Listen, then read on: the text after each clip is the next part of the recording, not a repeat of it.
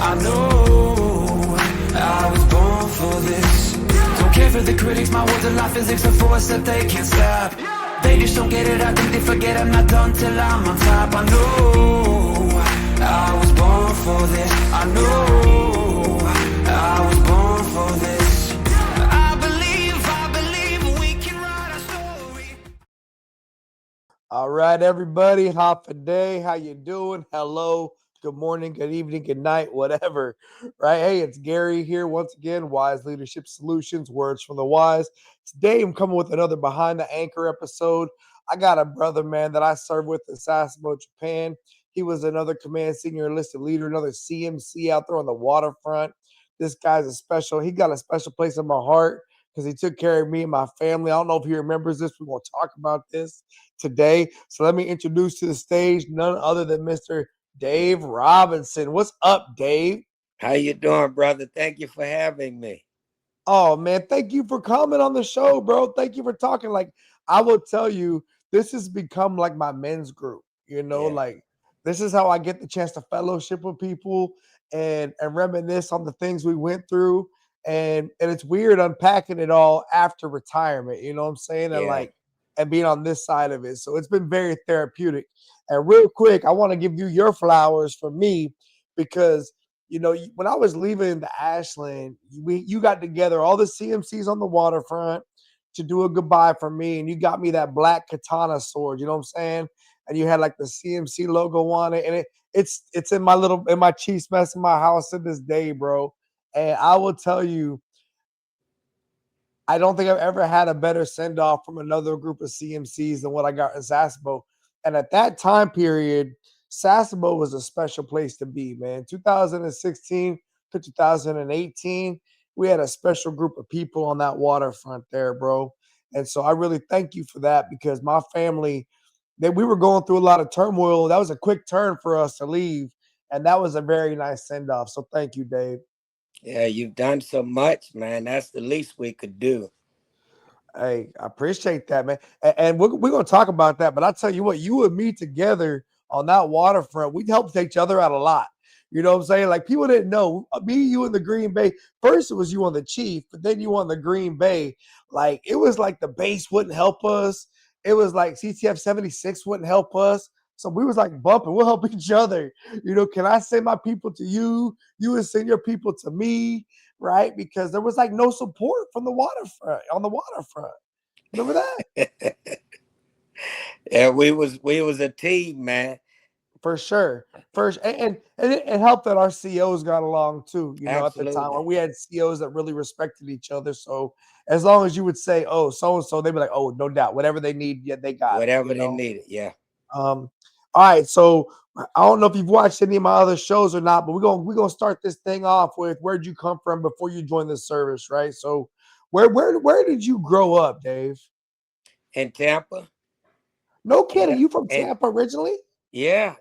But now before Tampa, Winter Haven and Lakeland. All my family is in Lakeland.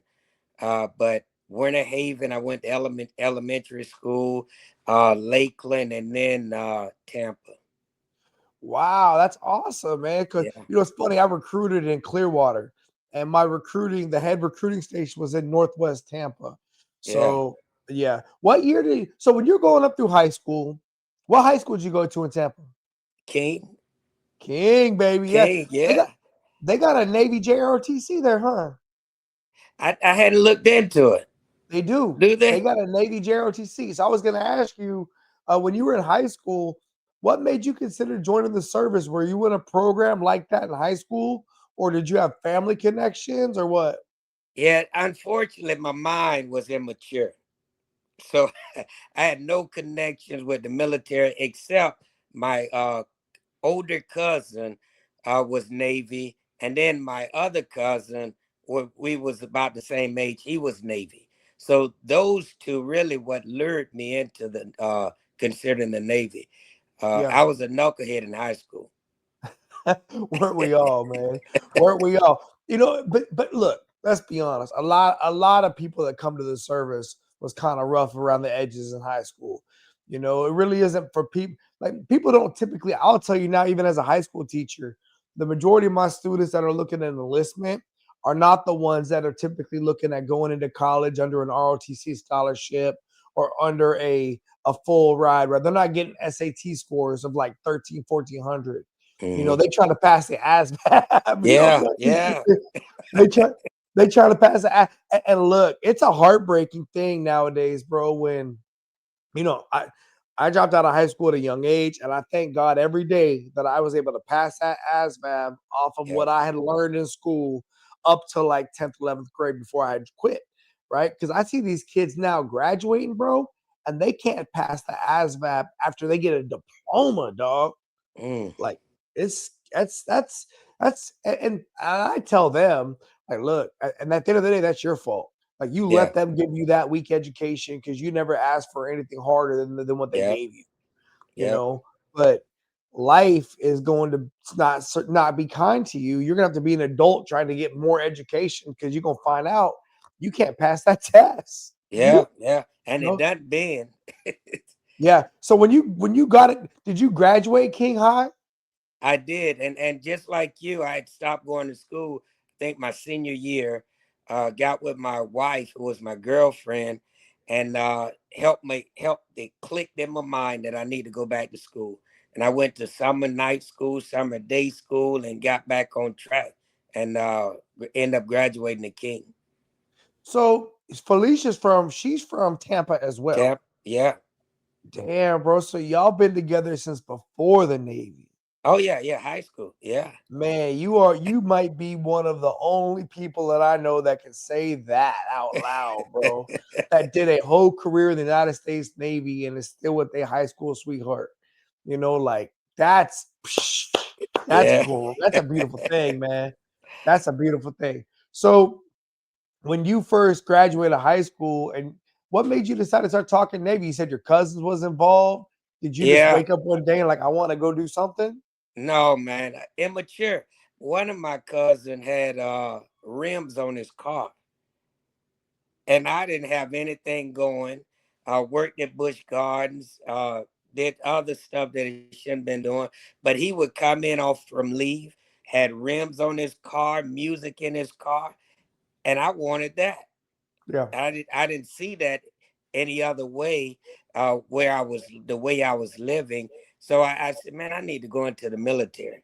And I followed his lead and my other older cousin's lead. And what did Felicia say when you told her you were thinking about joining the military?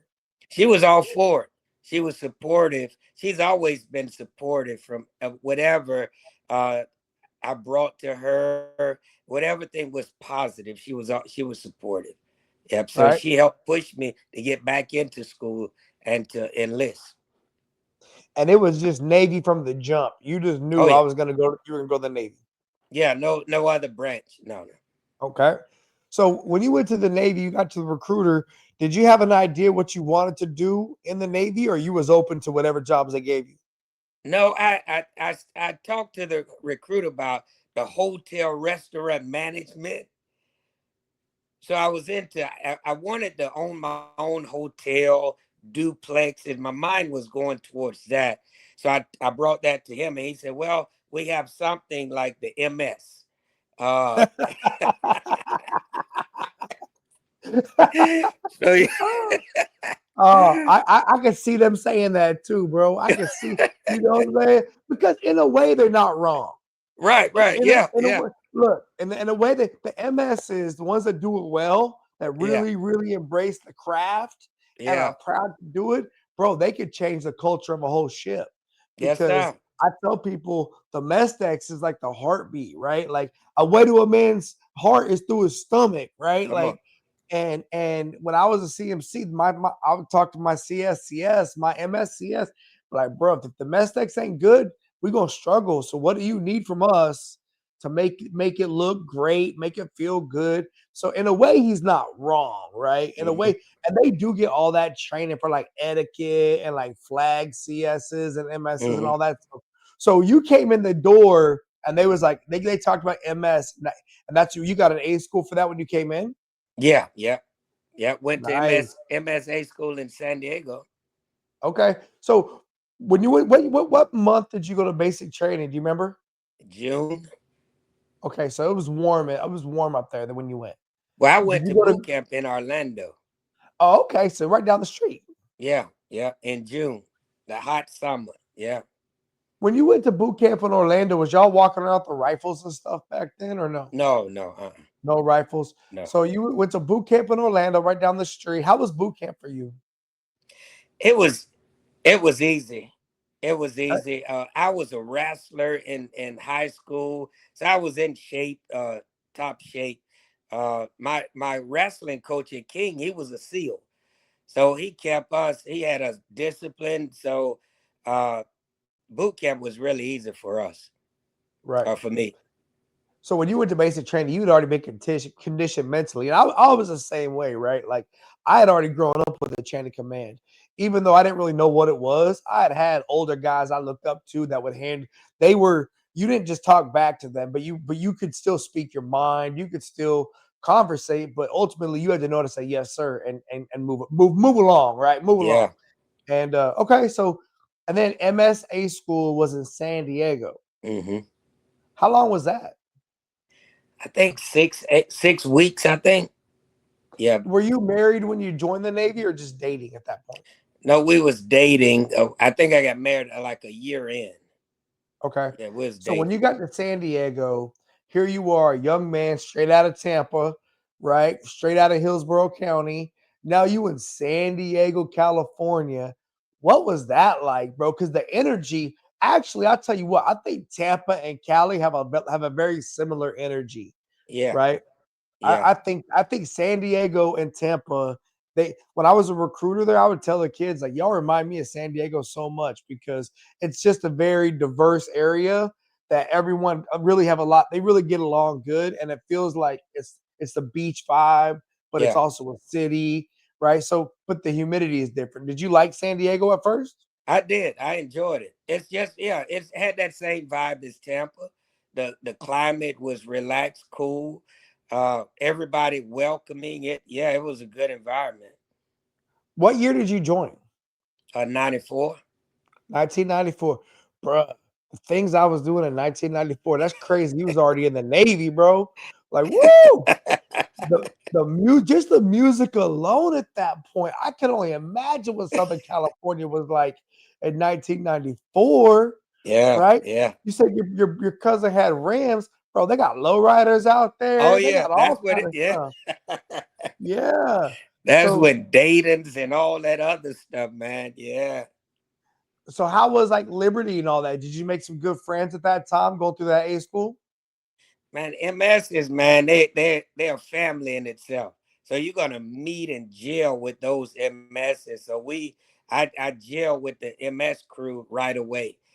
You know, we had that weekend Liberty and go pretty hard, end up in Tijuana, Yeah. make some bad decisions and come back. Yeah. No. It's I tell people young sailors going through the like A schools, like they first level schools, man, they will have some of the best times because Yeah, typically they're not married yet. Typically they're single, and they with a bunch of other young people that's just like them, and they all got a little bit of change, so they can afford to yeah, pay their own way, and they get into stuff, man. And it's just yeah. those are special times, man. They are great memory. It's like the officers they go through their learning curve in college. The Yeah, enlisted, we learn ours in the first few years or so at Hard Knocks. But yeah. yeah, we had some great times at A school. How long was that A school? About 6 weeks. Okay, so 6 weeks. At the end of that 6 weeks, how soon did you find out till you found out where you were going to go next? I think the last week or so, it was based on your class grades. Right. So that's how you was able to pick. And I was at the top, and I picked the Enterprise, USS Enterprise, The Big E. the Big E. Was she in Virginia at the time? Yes, yep, So then you went from San Diego to Hampton Roads, yep,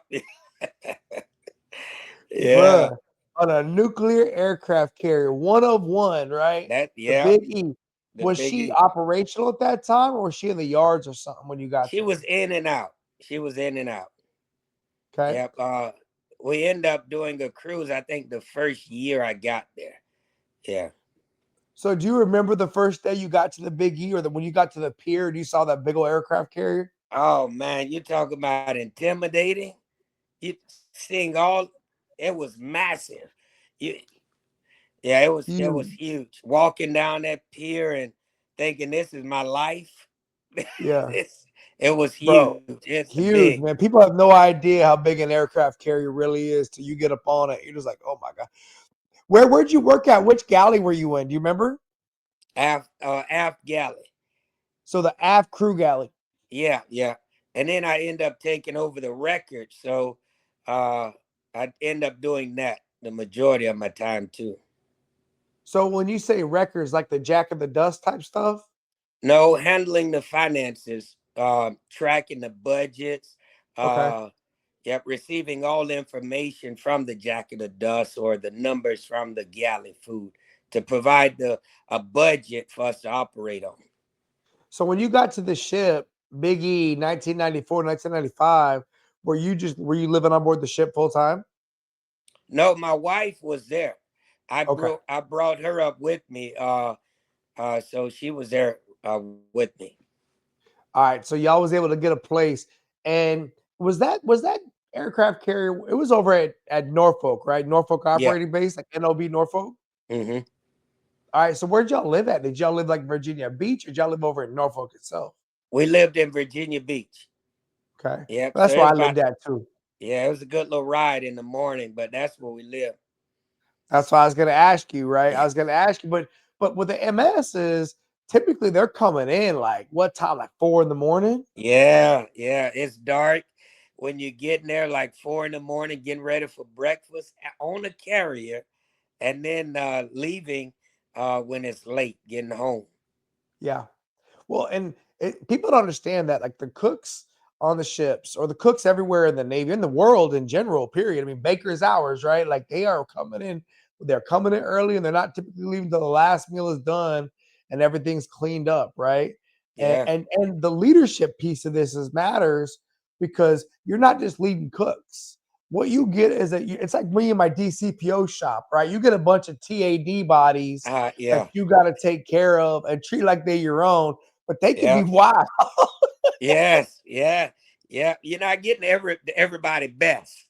No, And then no. you and I have the utmost respect for the MSs, CSs, because they're serving the people. So they have to, regardless of how how they come to work feeling tired or sluggish, whatever, but they coming in, have to put on their best foot forward and serve the best 5-star meal they possibly can with what they have, hoping Yeah, everybody enjoy it.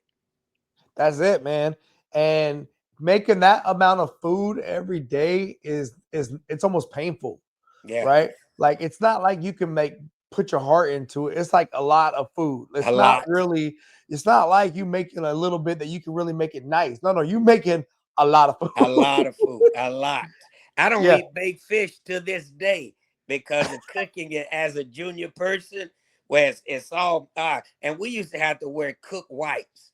So those Oh, tropical whites, we used to have to yeah. cook in that stuff, man. And if it was disgusting. Nah. Hey, so when you look back on your first ship, how was the leadership there for you? Like the FSO, the Chiefs, how was that?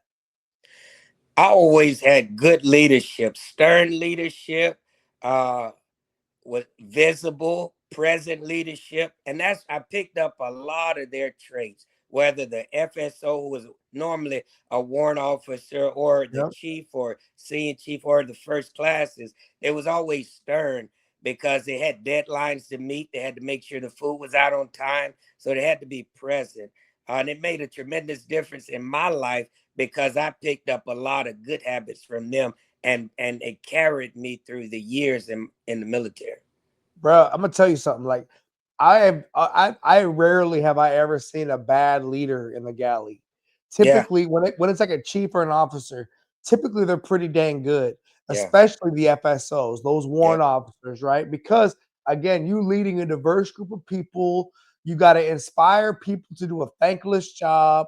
You've Yeah. got to inspire people to want to be happy to do, like, they are typically very good leaders. And I love them because they're also black shoe sailors, right? Like they Yeah. are deck plate sailors. They're not afraid to Yes. be in a repair locker. They're going to be in the duty section when they got to Yep. be. Typically, they're in their own rotation, but we get underway, they're going to have a GQ station and they're going to care about damage control. They're going to care Yep. about these fundamental things that are regular Navy. And that's what I love about them, because I'm a regular old sailor, right? I tell people Mm-hmm. that all the time. Like, I, Gary Wise, I'm a USS surface guy. Like, I'm Yeah. amphib guy. I'm not I'm not blessed to have done some of those other things. So I really feel like SHs, MSs, bosun mates, like those are my people, Yeah. right? For sure. And I'll tell you, there's just strong leaders in that culinary community. And I think it's because everything we already said, right? The Mm-hmm. number of people, the difficulty of the job, and Mm-hmm. then leading the diverse groups of people that are there. Um, so how long were you on board the Big E? Do you remember? 4 years. 4 years on board the Mm. Big E, and you said you went on deployment. Yeah, I did two on the two there. Yeah, on the Big E. How were those deployments for you? Do you remember? We the first one we didn't have females. So it's a different dynamic in on ships, especially on the carrier without females. We start Yeah, getting them when they brought the air wings, and there'll be like two or something. But it brought a different dynamic to the ship. Yeah, yeah. but the cruises, it was good. They were good. Yeah, So ship's fast paced. company, so ship's company was 100% male, minus like some officers probably that were females, No, no, right? no Or were the officers. officers females too? No. No, no, So it the was air all wing male. brought females. The air wing, yep. When the air wing come on, they Wow. would bring a couple of them. You know what's funny? So my first two ships were also all male, right? I was on the Bellawood and the Ogden. Those were both 100% male crews. I did have female officers on board the Ogden, but no female enlisted. And it wasn't until I got to the GW that I had actual female sailors working for me. And so, what was that like with the integration of the females during the second part of your, like, that 4 year period? How was that? Not to well, just the ego thing when females come around, but it not too much of change. Yeah. Yeah, I wouldn't say it was a It's just big human difference. dynamic, right? Just Yeah, human yeah. interpersonal things. Yep, for sure. And part of that, I kind of liked it. I'm not gonna lie to you, man. When I got to the GW, and I remember I was taken over as a leading damage controlman, and half my division was women. And I'm thinking, like, okay, we do a lot of hard things in the repair division. We Hmm. carry these heavy halon cylinders. Like, Hmm. how am I gonna do this when I got 45 of my sailors are females? They was real good at leaders. Hmm. They would tell them three guys, "Hey, y'all grab that thing and let's go." And Yeah, and to this day, bro, I value their input and their feedback, and that perspective, game changer, right? So absolutely. Some of them are the strongest and they're more aggressive than so it's the dynamic crossing the line is about the same. You get some of the sharpest sailors are the females. So yes. It's the same way in my ROTC program, bro. Like, I'm not even gonna lie to you. Out of my top 10%, so if out of my top 10 cadets, 7 of them are females, yeah, right? yeah, Because the uniforms look better, they're more yeah, consistent, they yeah. already think the long range, all those same things that make our wife so damn great, right? Hello, hello. Yeah, It, it really is, right? Look, it yeah, really is. Like, I was never blessed by the Lord to have daughters, and now I got a whole bunch of bonus daughters at school, right? yeah, And my sailors that I had in the past, and I just but it was an adjustment, like you were saying, to yeah, go from being in this space where it was maybe acceptable to operate one way, and then you had to adjust that because yeah. it's not the way you were raised to act, especially around women, right? And that's Yep, it's a crossing the nuance, mess right? deck It's with a no nuance. shirt on, crossing the mess deck with no shirt on, with a towel Yeah. over it. So all that stuff had to change. All this. Yeah, yeah, yeah. So when you're leaving the enterprise, looking back on those first two deployments, how were the Liberty ports? We did that med tour, so France, Spain, excellent, Greece. Italy, Yeah. you places that I dreamed about. I've been there. I've been to so many places. Even like when I go to church, people try to tell me about, they'll ask me about different countries, and they'll end up saying, "Man, I know you've been to about every country there is," and I have countries probably don't forgot about. We've been Yeah. there. Yeah, but No, I think nice. that's amazing. Yeah. And here you are, 18, 19, 20 years old hitting those ports. And why that matters to me is because this boat for you was before 9/11, right? Yeah. And you and I both joined before 9/11, and we both got to see the Navy before 9/11 and then Yes. after 9/11. And and there was also a change with technology, right? That also changed things as well. But just not feeling safe to pull into certain areas any longer really limited our abilities to go to certain places or even to feel safe out in town because you never knew if there was someone looking to hurt somebody or do something bad. You know what I'm saying? And so, Yeah. but we'll get to that. So, when did you leave Enterprise? 98. Yeah. So, where'd you go after Enterprise? Key West, Florida. South, like Yes. Key West is like way south, right? Way south. Way south. Way Key south. West. And were you down there like as a part of the base, like working on the base galley? Well, at the barracks in Key West. Yeah, I So, did a little time at the a little time at the base, but the majority of the time at the barracks. hospital, hotel management, baby. Yeah, Hotel, that's awesome. You got to do it.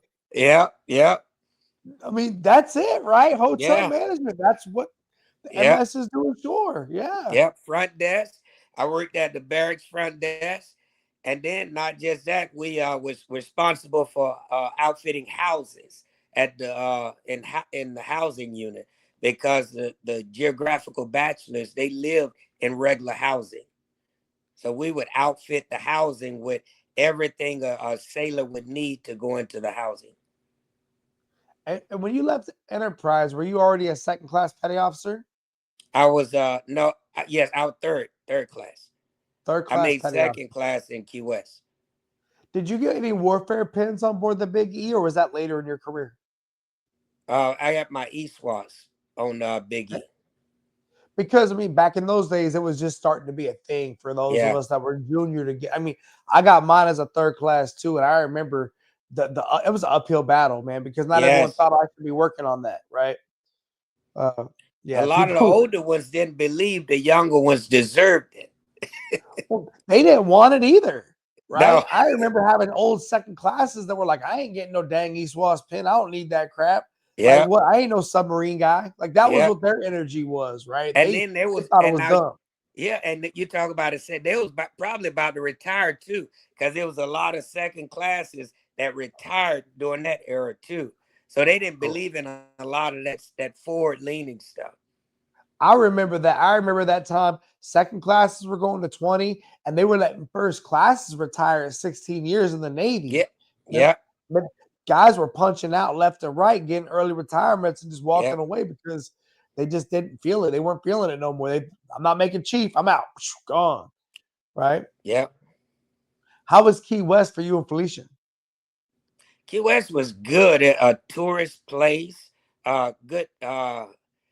Had a lot of family time in Key West, but it was good. We loved it. The kids. We had a couple more kids down there, uh, but the kids liked it. We liked it. It was beautiful.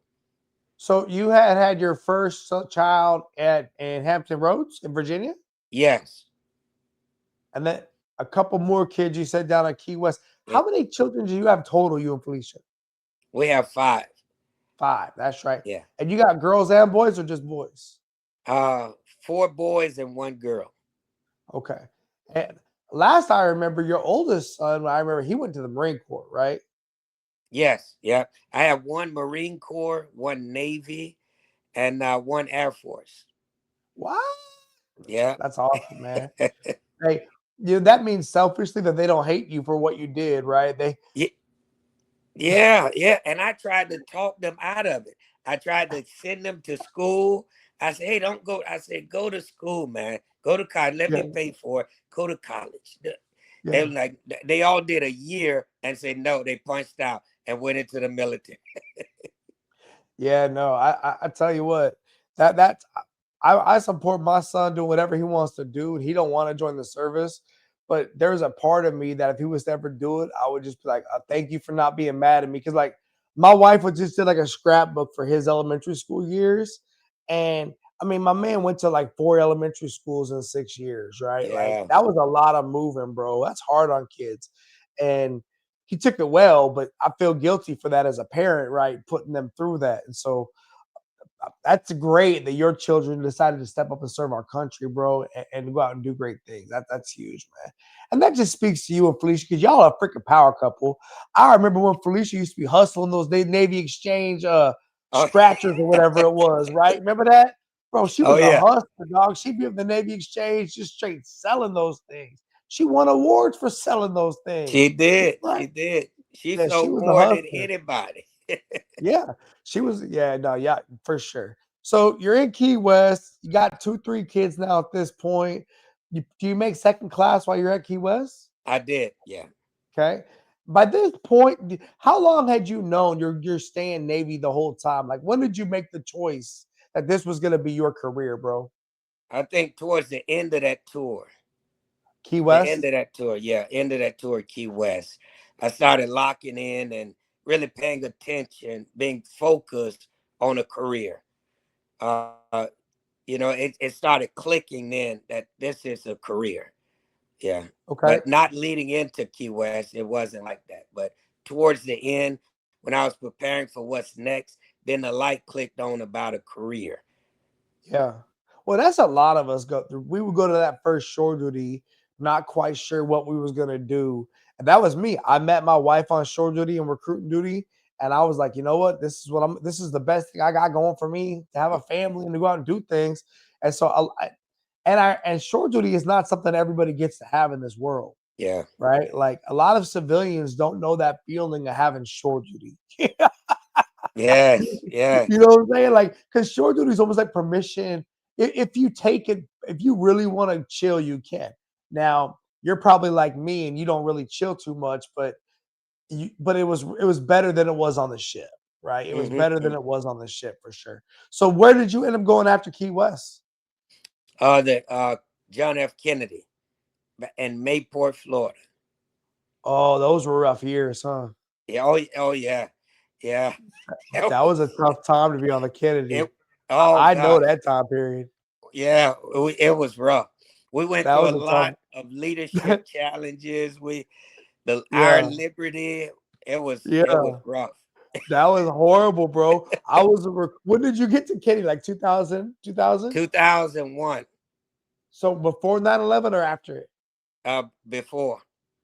No, Okay. after. No, after. I After. was in Key West during 9/11.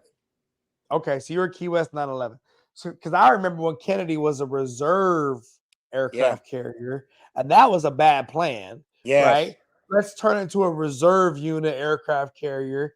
And then all of a sudden they need to get it spun up to go active, and it's just not. It's not ready. Not ready at all. Remember, were you on there when they ordered everybody to come to work like on Christmas Day and everybody went UA or something like Yes, that? they started throwing tickets and it was doing stand down. And yeah, Tell me that story, bro. What happened there? first classes going to captain's mass when we had failed insert, we had failed something, and it was the captain got fired. It was a mess, and it was temper tantrums all on the hangar bay that day when they told us you know our liberty was gone, our Christmas leave was gone, and everybody was upset. They had people tearing up airplane tickets, and it was bad. The morale is a low place then, real bad. How did It they come wasn't out of that? morale. Morale wasn't a thing. Yeah, yeah, yeah. The beatings will continue until morale improves, right? That's how it was. But how did they come out of that, Dave? Do you remember how did they reverse that course? While I was on there, they really didn't. It just Okay. continued. It was a continued. They kept trying to find the right leader that can get it. and while I was on there for 4 years, they never quite gotten it. Yeah. Every year we was going through a commanding officer and senior enlisted. It was just changing. Uh, it was ongoing from Yeah. it was I think that ship was bad all the way till it decommed, bro. I'm not even gonna lie to you. yeah, And nothing against the Jacksonville waterfront because I love Jacksonville and Mayport. I just don't know that they have the depth in that community to support that level of sailor that's needed to make that ship work. And when you make it be a reserve thing, that's a part-time mindset. That's not a yeah, full-time mindset. And then to get the people to want to come down there and to hear how bad it is, no one was going to want to take orders there, yeah, right? And then it's like, oh, we're gonna go do a deployment or two in support of the war on terror, but then we're gonna decom anyway. So nobody wants to commit to going to Jacksonville when they can't stay there, yeah, yeah. right? You if you wasn't isn't that was that a convention? Was that a Kennedy was a nuke, right? No, It was it was conventional. convention. Yeah, Like Kitty Hawk. yeah, It was a conventional. Again, right? Okay, you're losing that community because all the ships are going over to nuclear aircraft carriers. So you don't got enough BTs that want to go there to do the job or go live there. All the ships are gas turbines, yeah, right? So for a propulsion guy, for an engineer to go down to move your family, you're guaranteeing you're gonna have to move again in 2.5 years somewhere else, right? yeah, And yeah. at some point, maybe not everyone's like us and is willing to move every damn tour, right? Mm-mm. Some people want to homestead a little bit. I felt bad for you going through that, bro, but I'm sure as a person, as a father, as a husband, as a leader, how did those years shape you? I was in as bad as that environment was. I learned a lot and thrived still uh, in that environment. That MS community was still stronger than ever. I met some great people. The supply community, as bad as the ship might have been, we found a group that we still are together now as friends and family. Right. Even in that bad environment, what can come out is some good relationships, and that's what came out. That's resilience, bro. That's resilience. That's when you see that little green tree growing out of the side of a rock. Right? Yeah, man. Yes. That's it. But That's it. we'll But I suffer remember, together. If we're gonna work 7 days a week, we work 18-hour days, we're still together enjoying each other's company. that's awesome, man. I was a recruiter 2000 2003, so down here in Clearwater, and boy, we was talking about the Kennedy. Everyone was talking about the Kennedy because thank God there wasn't no Facebook or whatever back then. Oh, Like, could you have imagined that? oh gosh. Woo! So when your time comes up the Kennedy, have you made first class yet? Or are you leaving there as an MS2? Yeah, no, I was in first class. Yep, first class. Okay. And had you learned yet how to what people were talking about when it come to making chief, or was you looking at like LDO programs, or what was you thinking about? Because I'll be honest, bro, when I made chief, I had no idea what I was doing. Like I remember the NC1 had to help me put a Chiefs package together because I didn't know what a Chiefs package was. Ain't no one ever talked to me. Matter of fact, I didn't even like the Chiefs. I thought they was a bunch of weirdos. Like I was like a bunch of old men, and I'm young. Like because I made chief young. I was not. I didn't I just figured, well, eventually I'd pick it up. Did you know? Did somebody school you on what was that was all about? So I used to watch Pat Campbell, uh Pat Campbell and some other chiefs that was older. And I used to listen to them. They were first class, excuse me. They were first class getting ready for chief. Yeah, And that's all they I was a second class ear hustling, just listening to them, talking, hey man, you got your package together, and I see them looking at what the board was looking at. And I started collecting that stuff as a second class, just preparing then. So I started preparing as a second class, listening what quals they had to, what they was doing. I started doing uh, what classes they need to take. I started requesting to go. So as a second class, I start, positioning myself at what jobs I needed to take. Hey, can I be a LPO as a second class? Now, mind you, the MSs, man, they had those first class didn't play, so you had to get on their side to and I end up winning over their favor, and they pulled me alongside, and at second class I began to prepare to make it. Yeah. Yeah. Well, because I know a lot of second classes, they just want to put that watch captain role and not Yeah. give the chance to be that LPO. Because, like you said, look, MS ain't nothing like a good old salty MS1, right? They just ain't Yeah. made chief forever, trying to figure it out. Yeah. And they'd be salty, man. Those young MS2s trying to come through, and they'd be like, no, you watch captain for life. That's it, man. That's it. What you talking about? You watch captain, man. What do you better Yeah. worry about that recipe card. Don't worry about what we're doing over here. That's right. That's right. So after the JFK, now you got two aircraft carriers under your belt. You got a barracks management job. What do you want to do for your next shore duty? So I went to NAS Jacksonville. Okay, so Yeah. you got to stay in Mayport area, Jacksonville area, Yeah. and were you it was did you go to the galley there? I went to the galley for a little bit, and then I went to the barracks. So I was a Okay. mixture of both. I did split the time because a lot of people from the Kennedy end up going to NAS Jacksonville. So that Oh, family went from that ship to over there, and it was a family. We well, that's groomed just how each the other. Mayport Mafia is, right? That's That's how it is, man. yeah. That that that What com- I knew, we passed it on to each other. Yeah. yeah. That community is very tight. I would say out of all the fleet concentration areas, right? Because every area has their own thing. Like Yeah. I would go to the board and I would talk so much smack to people because I'd be like, y'all hate on us in Japan because you think we just want to be over in Japan doing our own thing, but y'all do the same thing. Y'all Yeah. stay in San Diego, y'all stay in Jacksonville, y'all stay in Norfolk. You just mad because we get the dang overseas housing, overseas allowances, That's it. Yeah. and Yeah. that's it. But then they got rid of that, and they started giving us just a little bit of money because it used to be a lot more money to be Hmm. overseas. Let's be honest, they changed that game. But I would go after them because people just like being in certain locations. But Mayport in particular, it's a very strong community. Mayport, Jacksonville area. I say Mayport because that's where most of the ship people are at. And then NAS Jax is where a lot of the aviation folks Yeah. are at. But then in your community, you could have gone to either or because again, you working in the galleys, you working on the barracks and all that, working with the installation side. Um, did you make chief in Jacksonville? I did at NES Jacks. I made chief.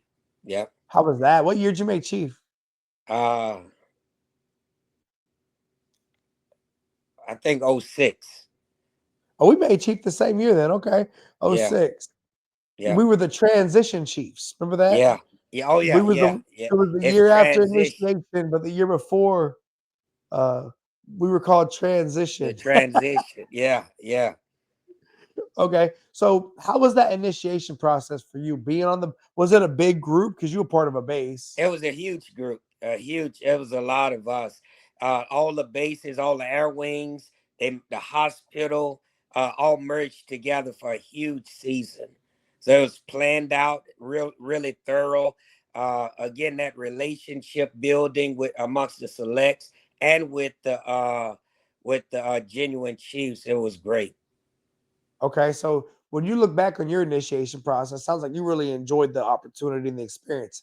Yeah. But that makes sense, bro. Again, that Jacksonville community and Yeah. the aviation Navy does it good, bro. I think I got the chance to be around them on the GW, and their culture is phenomenal, right? Yes. Yes.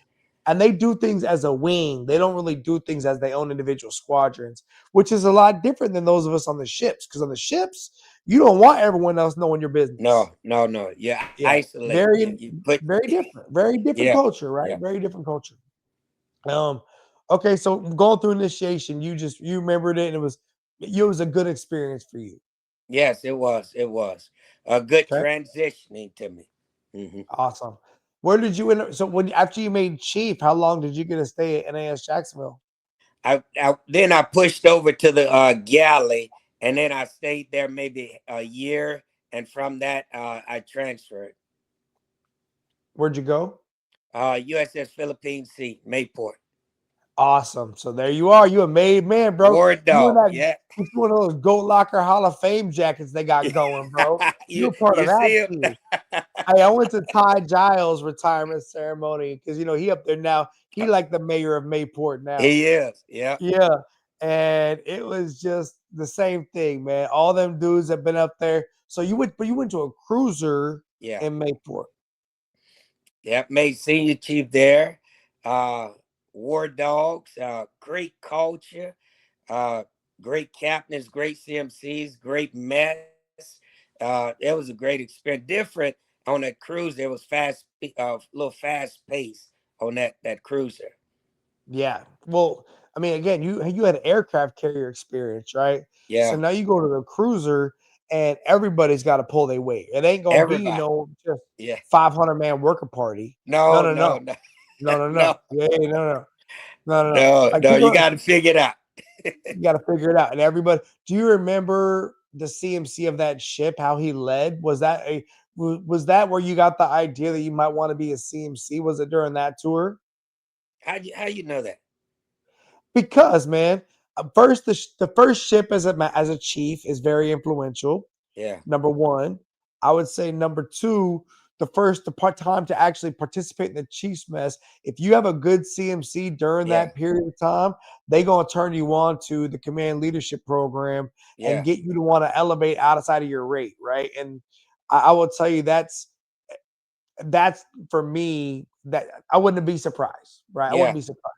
Is that But what that's happened for you? yeah, absolutely.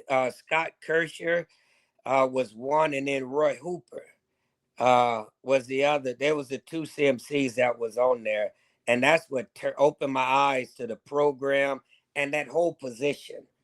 Yeah. They really opened me up to that whole position. Okay. Uh, and looking at that time you were on that ship, what was the positive things about that Chiefs mess? You remember? Scott Kersher was about relationships.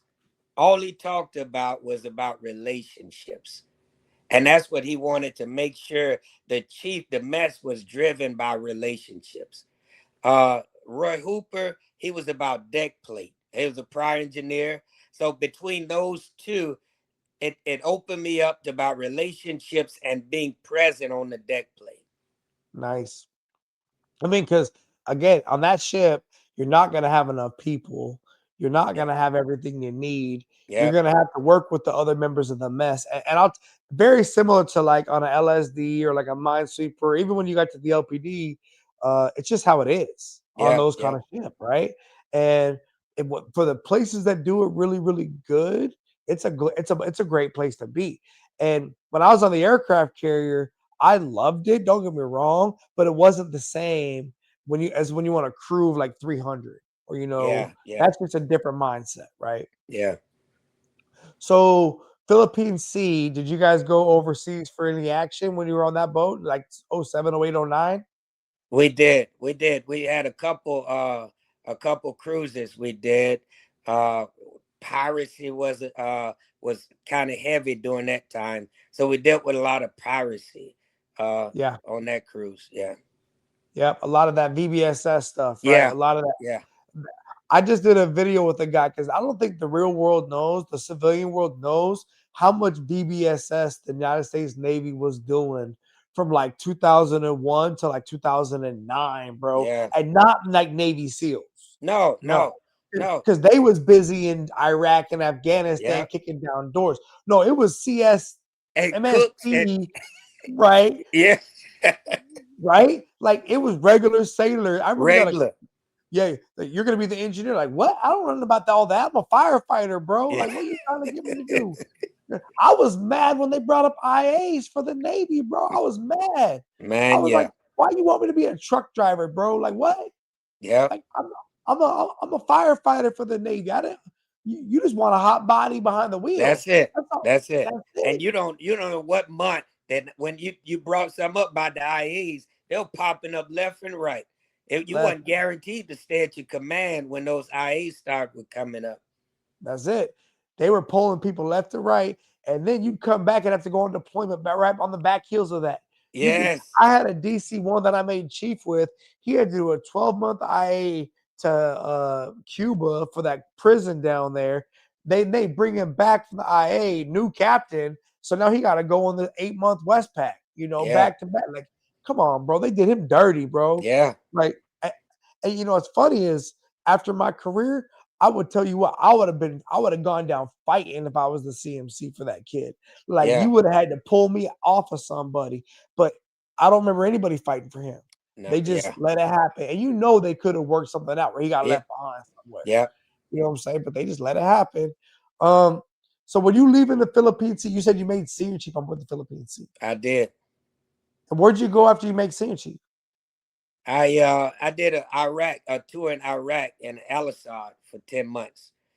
Yep. Okay. So I did some army training at Fort Jackson for combat training, and then went over to Al Assad, Iraq, embedded with the base command group over there with Marines, Army, and all that. And that was probably one of the GSA tours, right? Where you Yeah, got the yeah, chance to plan for it and like yeah. go do it. Why did you do that, Dave? Did you do that because they said that's what you needed to promote? Or did you do that because you wanted the experience? My daughter, in order for my daughter to graduate in high school in Jacksonville, that was the only way I can keep them in the area. My detailer said was for me to go do a tour in Iraq. So I did that in order so she can stay and graduate with her class her senior year. So here you come off the tail end of a successful sea tour, making senior chief, and the only way that our good Navy can find a way for your daughter to get to stay where she can graduate is if you got to go play Soldier of One for Yeah. 10 months. Yeah. You at least they fixed that finally, right? Where now they got this thing where you can run some paperwork and you can stay there until your kid Yeah. graduates. But that's Yeah. because I will tell you the reason why I asked that question is because I remember being a chief and everyone was like, "Oh, you got to go do a GSA tour to make senior chief or master chief. If Yeah. you don't do a GSA tour, you're not gonna have it on the board." Blah blah blah. And I was like, "Bro, I didn't join the army. I don't want. I am a sailor. I'm proud to Yeah. be a sailor. Like they don't want to come do what I do. They No. don't want to come over here and." They don't want to try to train the Iraqi Navy dudes. They don't want to try to do all this stuff that we doing. I don't blame them. But Yeah. at the end of the day, choose your rate, choose your fate, bro. Hello. Hello. Right? Right? Yeah. Like I was angry, bro. I was upset for my Navy Mm-hmm. because I felt like we had always been deploying as a service, right? Always. Always. So everybody else is chilling, shooting basketball, whatever it is. United States Navy, Hayes Gray underway, going, Yeah. going. Then we go Yep. sideways into the war, and all of a sudden now sailors are more valuable. You were just letting first classes retire at 16 years in the Navy, right? Mm-hmm. You were PTS is about to come knocking on the door, kicking people out left and right. But meanwhile, you want us all. Remember they were doing that blue to green thing, right? Go from the Oh Navy to yeah. the Yeah. Army. Yep.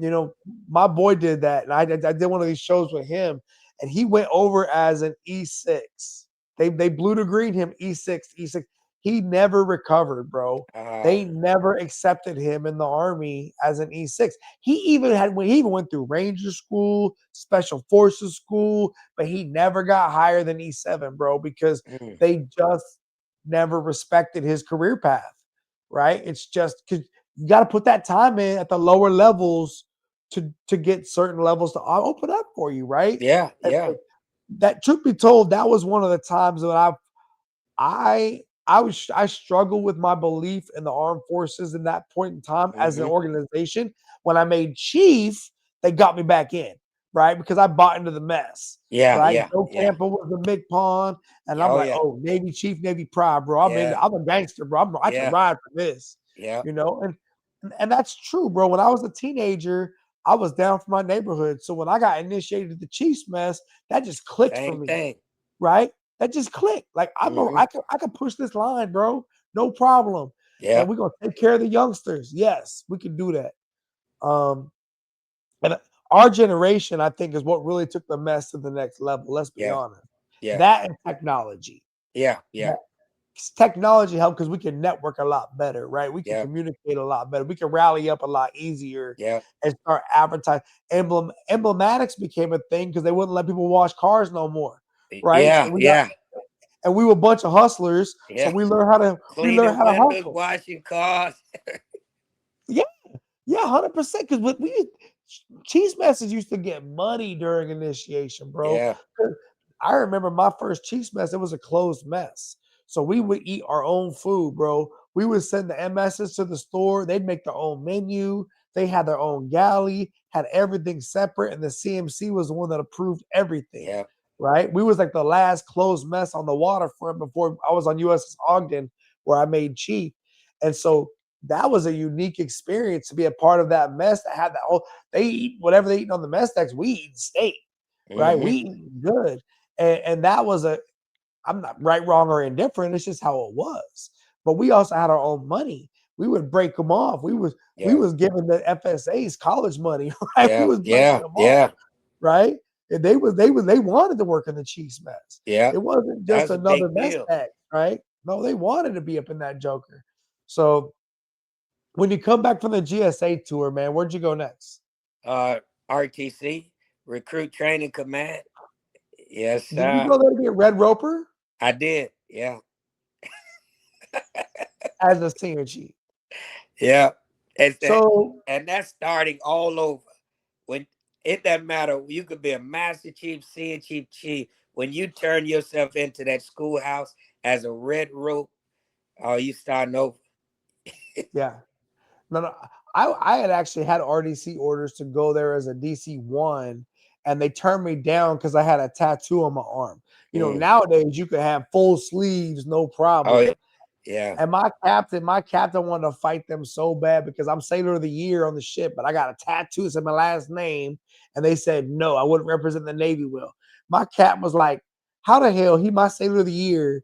But that's how it was in like '05, '04, '05. Hmm. When you went there as a senior chief, what was the thought process behind that? Was that just the because that's a hard shore duty, bro. That's not a shore duty. Let's be honest. No, no, that totally wasn't. And you coming off of a cruiser tour in Mayport where you go from chief to senior chief. So you probably kick butt, took names there. Yeah. Then you go to a GSA tour in freaking Iraq where you got to go be a soldier of one. And now you go into Navy's quarterdeck to Great Lakes to go be the boot camp RDC as a senior chief and probably be in charge of a ship after you push a few divisions. But still, you got to push a few divisions and make it through Yeah. RDC school. Yeah. If the feat is getting through RDC school, that's not guaranteed for any because all that fleet mentality have to be dumped out of you. You have to be retrained to pay attention to your detail, how to wear the uniform properly, how to be an example. And we come in there, man. I'm a senior chief, man. What you talking about? I have to obey the rules. Isn't it different? We hit the other chiefs that's in the school. Hey, brother. No, you're not their brother. It's senior chief. It's Yeah. chief. It's not the brother. The brother thing go out the window. Yeah. Well, and think about that because you're going through RDCC school with like second classes, Yes. first classes. Yeah. And so you being a senior chief, you got to be extra thorough. You got to Yes. be extra good because who was the CMC of RTC when you went there? Was that Izzy?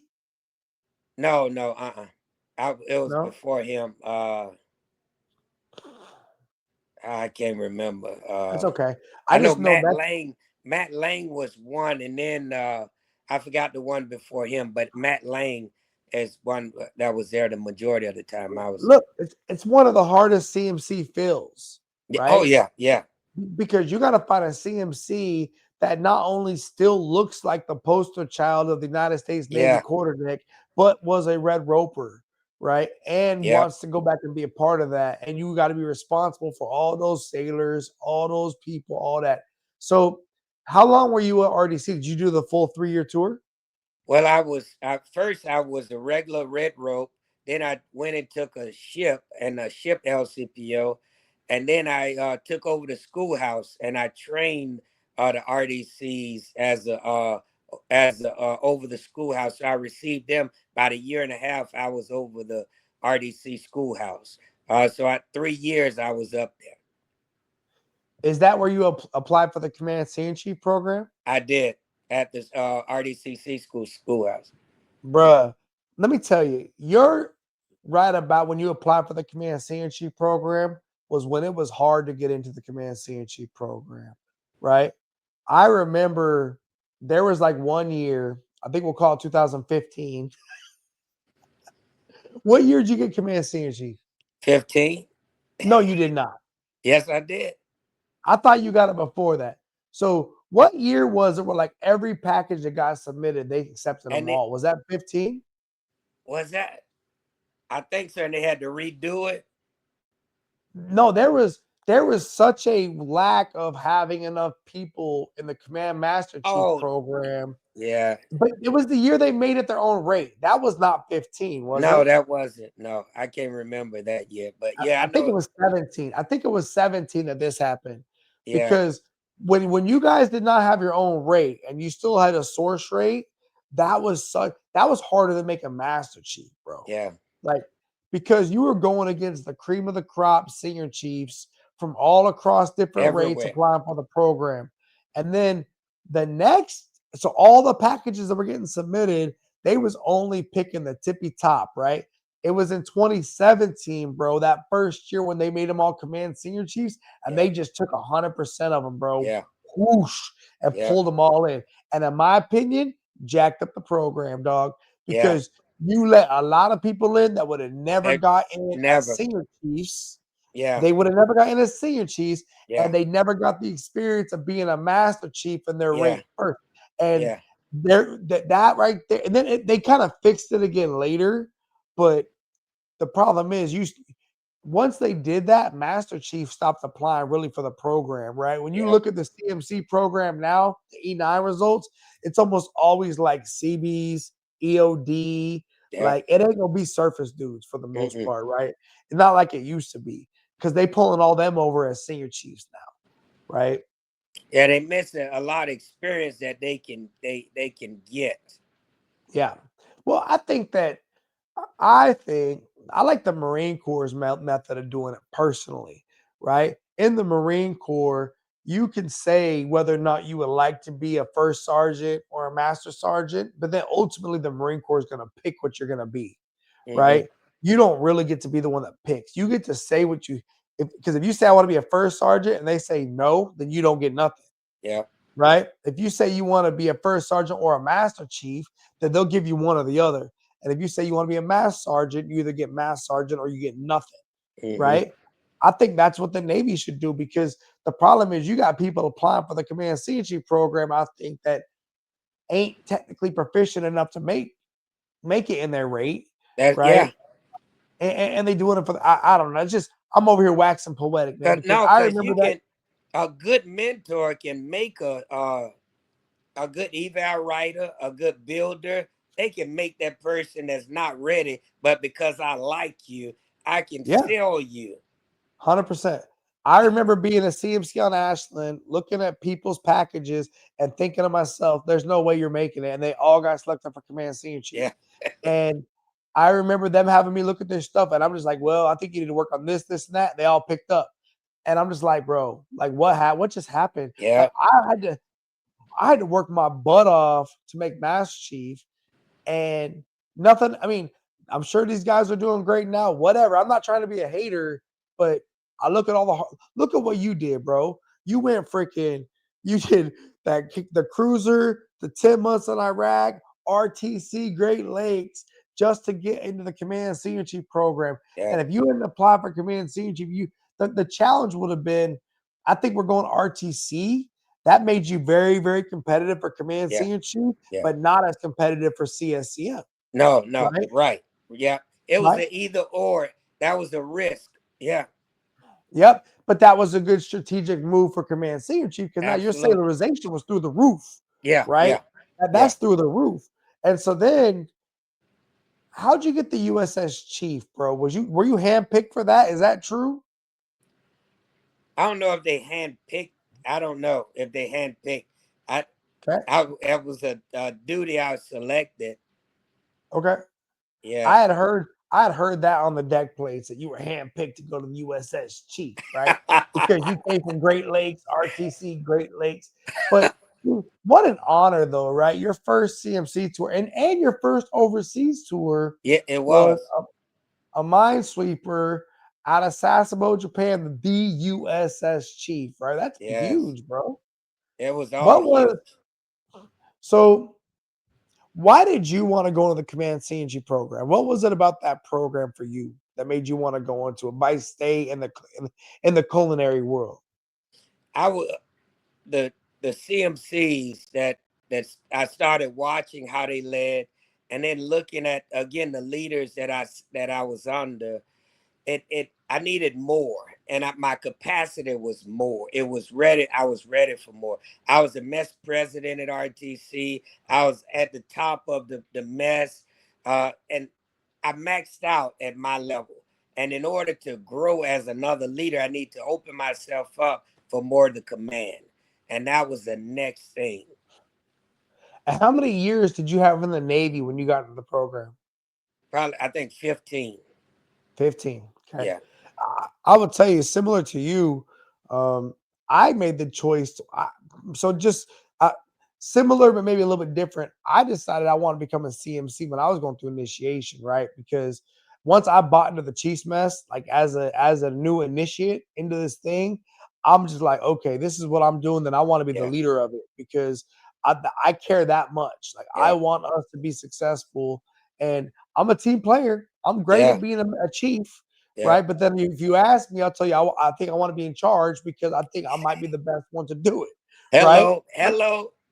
yeah, but then when you get in the mess, you also realize there's other people that are good, and y'all Yeah, get to learn to network and communicate, right? But yeah. when you get into the CMC community, that's why that's why I wanted it, right? And so and I would every ship I would go to as like a chief, I would sit down with the master chiefs and talk to them about I did the charge book 3 times for CMC, right? Like I was just that was what I wanted to do because I knew there was a different level of leadership besides just doing my rate. And once you did your ship tour, you could be like, well, I did that already. I was a DLCPO already. I was running the galley. What's next? So when you got to the Minesweeper, how different was that from the Philippine Sea?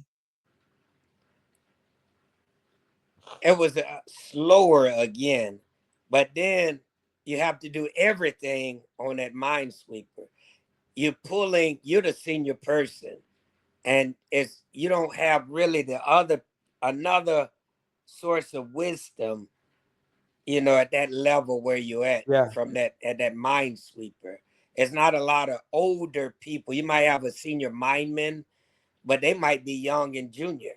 And on yeah. that ship, you got other senior people that you can run stuff by, that can be help in addition to your decisions. So it was Yeah. different. Well, and let's talk about that though, right? Because that community is unfortunately like forgotten about in the Navy, Yeah, right? Like the minemen community. That's a special community that's all yeah, their own, and they own that they're very much like the nukes, right? Because they all yeah, go to the same schools, they all go to the same locations.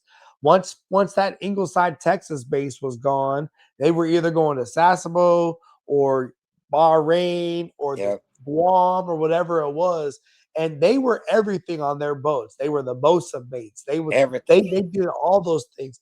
And then after the Guardian incident, where they had to Oh, saw that dang ship in half because it hit ran aground, they stopped letting them go to sea, yeah, right? So now you got to keep sailors inspired to be a crew that does not ever get underway, right? And mm, if they do, it's not really on a long like I got buddies that were COs and XOs on a minesweeper, and they would take those ships to freaking all over the world, right? But after the Guardian, they started locking them down where they could only go short range things. And because, everything's all about the LCS, everything's all about the LCS. And they yeah, almost became an afterthought, right? yeah, yeah, And I can only imagine leading those, especially first term sailors. My first 3 years in the Navy was in Sasebo. So I know what it's like to be a first term sailor in Japan, right? And that's a different mindset, right? I mean, you Yeah. don't just get to be regular. No, you're No. Navy 24 hours a day, 7 days a week over there, Yes. right? Yeah, Um, that dynamic, that type of, that's a lot of weight a young mind go to in being forward deployed. The liberty restrictions, the unfamiliarity of your family not being there, new culture. It's just a lot of the dynamics of that environment changes for that young sailor new to the military go in. yeah, for sure, man. Again, that I was there. I was Cinderella Liberty. You Yeah, have to be on base before midnight, or it's a case, yeah, right? The Japanese American relationship, and thank God I was there in the late '90s before telephones and all that. But because these kids would get in trouble with social media and all that, you know. But again, I'm trying to keep a crew inspired to do all this maintenance, to do all this work, but then the ship stays pure side and you're in 3 section duty sections or oh, whatever it is. That's tough, man. That's a tough ride.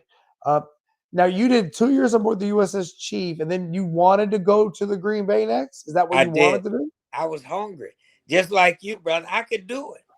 I could do it. Yeah, The a lot of the other senior CMCs, they wanted us to step up, before you go to that major. They want you to do one more command, that '05 tour. But hey, I'm right here. Put me in, coach.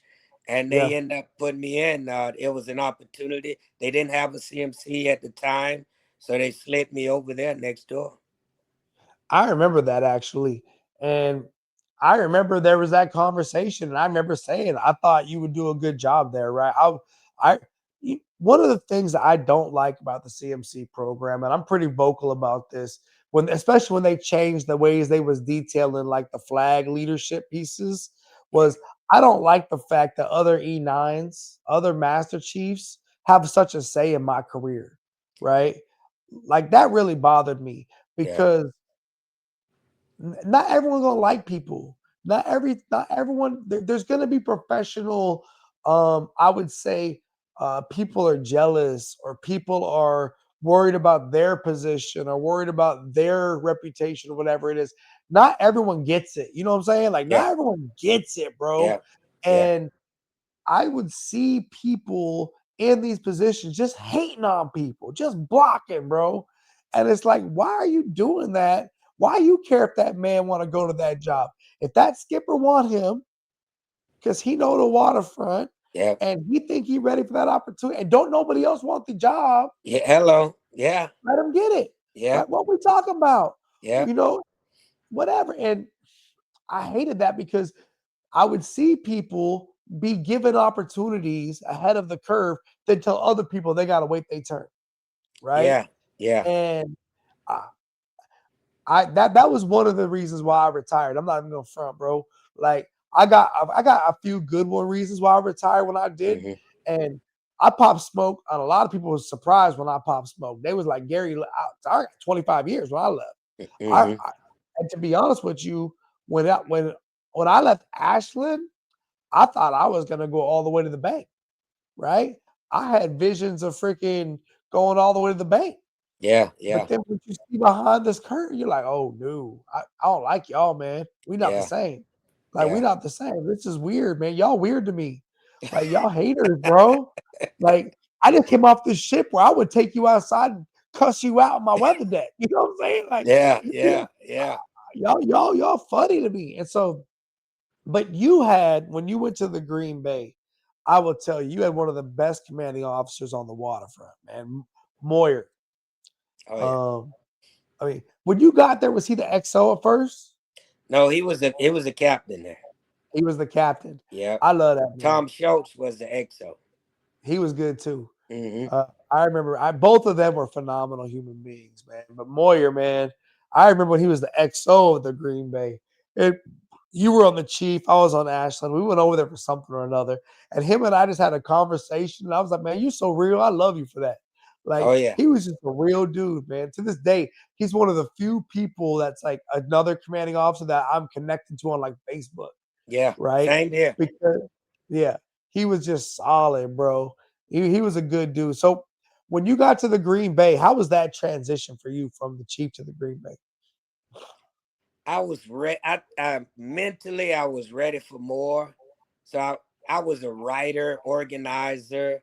So it wasn't a tough transition. It's what I wanted, and I was prepared for it mentally. My wife was ready for it because it's talking about more time away. Yeah. By then, I'd missed quite a few graduations, high school graduations, a lot of stuff, but it was uh it was a it was a good time. It was a good time. I learned a lot at that location, and it was a good time. Well, I mean, the Yeah, Chiefs mess, you're gonna have a lot of you're gonna have mass Chiefs, you're gonna have yeah, Sam Chiefs, yeah. you're gonna have Chiefs, right? Which is different than you had on the sweep, right? The sweep, I remember I came Absolutely. over to your mines. I came to the Chief that one time for when that McPon was coming over there to speak at this Chiefs pinning ceremonies. And I remember sitting in your Chiefs mess. I'm like, yo, this is like a submarine mess. Like, this is a tiny little joker. This is tiny, right? Well, when you go under the LPD, it's a big mess, right? They've got a big space, big laydown area, um, all that. Uh, when you, I mean, I think I remember watching you do everything. That was when you was doing. You had that line. You was doing them all in. Remember that? Yeah, All in. Green Bay, all in. Or it was yeah, Green Bay, and y'all went to Green Bay and like yeah, represented and all that, right? yeah, yeah, The yeah, cheese heads, y'all had the jerseys, y'all yeah. had all that, man. I, see, So I went in there. We had an issue with the morale and bringing them all together. So we had to find different ways to bring the team together, bring the leadership together, bring trust for the young sailors to trust the leadership. So all the emblematics, all the marking, the branding, we had to yeah, bring that up. And that's what I wanted to do, was to bring that up, to bring ownership that, hey, you're part of the team, and then we took them, again, Moria and Schultz, man, every idea that we brought up, they was all for it because they cared about people. And that's the difference between leading a machine and leading people. So a lot of yeah. people lead people like a machine. They care about the people. They cared about them. Yep. I remember when I was on Ashland, I remember I wanted to paint the P-way outside of the Chiefs mess blue and gold and like hang up all the Mick Pawns on the wall and all that. And my CEO was all about it, bro. He let me have sailors paint murals on the ship, and Yeah, because that's taking ownership, right? That yeah, shows that the people are proud of their ship and they want it to look like it represents like it's their home, right? hmm, And that they will fight to the death to keep that thing on top of the water, yes, right? yeah. Um, when you look back on Green Bay, uh, what was the most challenging time for you during that tour? Because I would tell you, for me, was that time when we lost that Osprey off the back of the fantail, bro. That was Yeah. a bad day, bro. Yeah, That that we go through the CMC charge book, the training, get us ready for to take on that seat, that chair, and weigh that responsibility. The one thing I wasn't prepared for was that. yeah, Uh, how do you handle a crew after 26 people go into water from Osprey, hit the ship, go into the water, and then how do you engage them to stay out to sea when they saw standing at the back of their ship their best friends go into the sea? And we yeah, rescued 23 and left 3 in the sea. How do you get the mind of that young mind to stay out to sea when you know that no help is coming? No yeah. help is coming. You got to finish the deployment. You can't quit. Yep, 100%. And that was the same summer as Fitzgerald and McCain. Yeah. And I tell people like, oh, the cod went off of the Reagan that summer. I was like, I tell people like, look, we was operational that same time, right? I remember every brief we would be like, hey, we already seen what's happened out there on the water. Is it going to be us tomorrow? And we'd Yeah. be like, hell no, it ain't going to be. But then the enemy gets a vote, right? The Yeah. opposition gets a vote, and when that happened, that hit the whole ESG, right? Everybody felt that. We was all looking for those bodies, trying to pull those Marines and Yeah. sailors out of the water. And but but we kept on mission, right? It wasn't, Yeah. thankfully, it wasn't something that took the ship out. Like you didn't get a hole punched in your hole or Yeah. something like that, but you still had to get the hearts and minds to stay focused. And I remember when like that head Marine flew out on an Osprey with his wife because he wanted to like show the Marines that it was still safe to go out on an Osprey. Yeah. Remember Yeah. that? Sure did. Yep. Like Sure that did. happened, bro. Yeah. Like this general gets on an Osprey With with his his wife. spouse, Yep. yep, just to show them he still had faith in that Osprey aircraft because everyone was shook. Like what training mishaps always suck when you lose somebody. Yeah. And we we had been doing that all day, every day for months by that point, right? We had already Yeah. been on that was a we was halfway through a 6-month deployment at that Mm-hmm. time, you know. Yeah. Down So yeah, in the that was a Australian waters. yeah, right. Beautiful waters too. I remember just being out there earlier that day, like, man, it's a beautiful place to be operating right now. And Yeah. then it went sideways. Well, And then it was yeah. an all-night affair. And then it was never the same, right? It was just sad. I saw actually the day Mr. Moyer posted about how he still drops tears every day on that Yeah. time because he remembers the loss of those Marines, man. Yeah. And We had got plaques for him, and during that time, that night, we had sat into his cabin, and he said, "What are we gonna do, CMC?" And it was me, him, and Tom Schultz, and what are we gonna do? And man, let's come back together.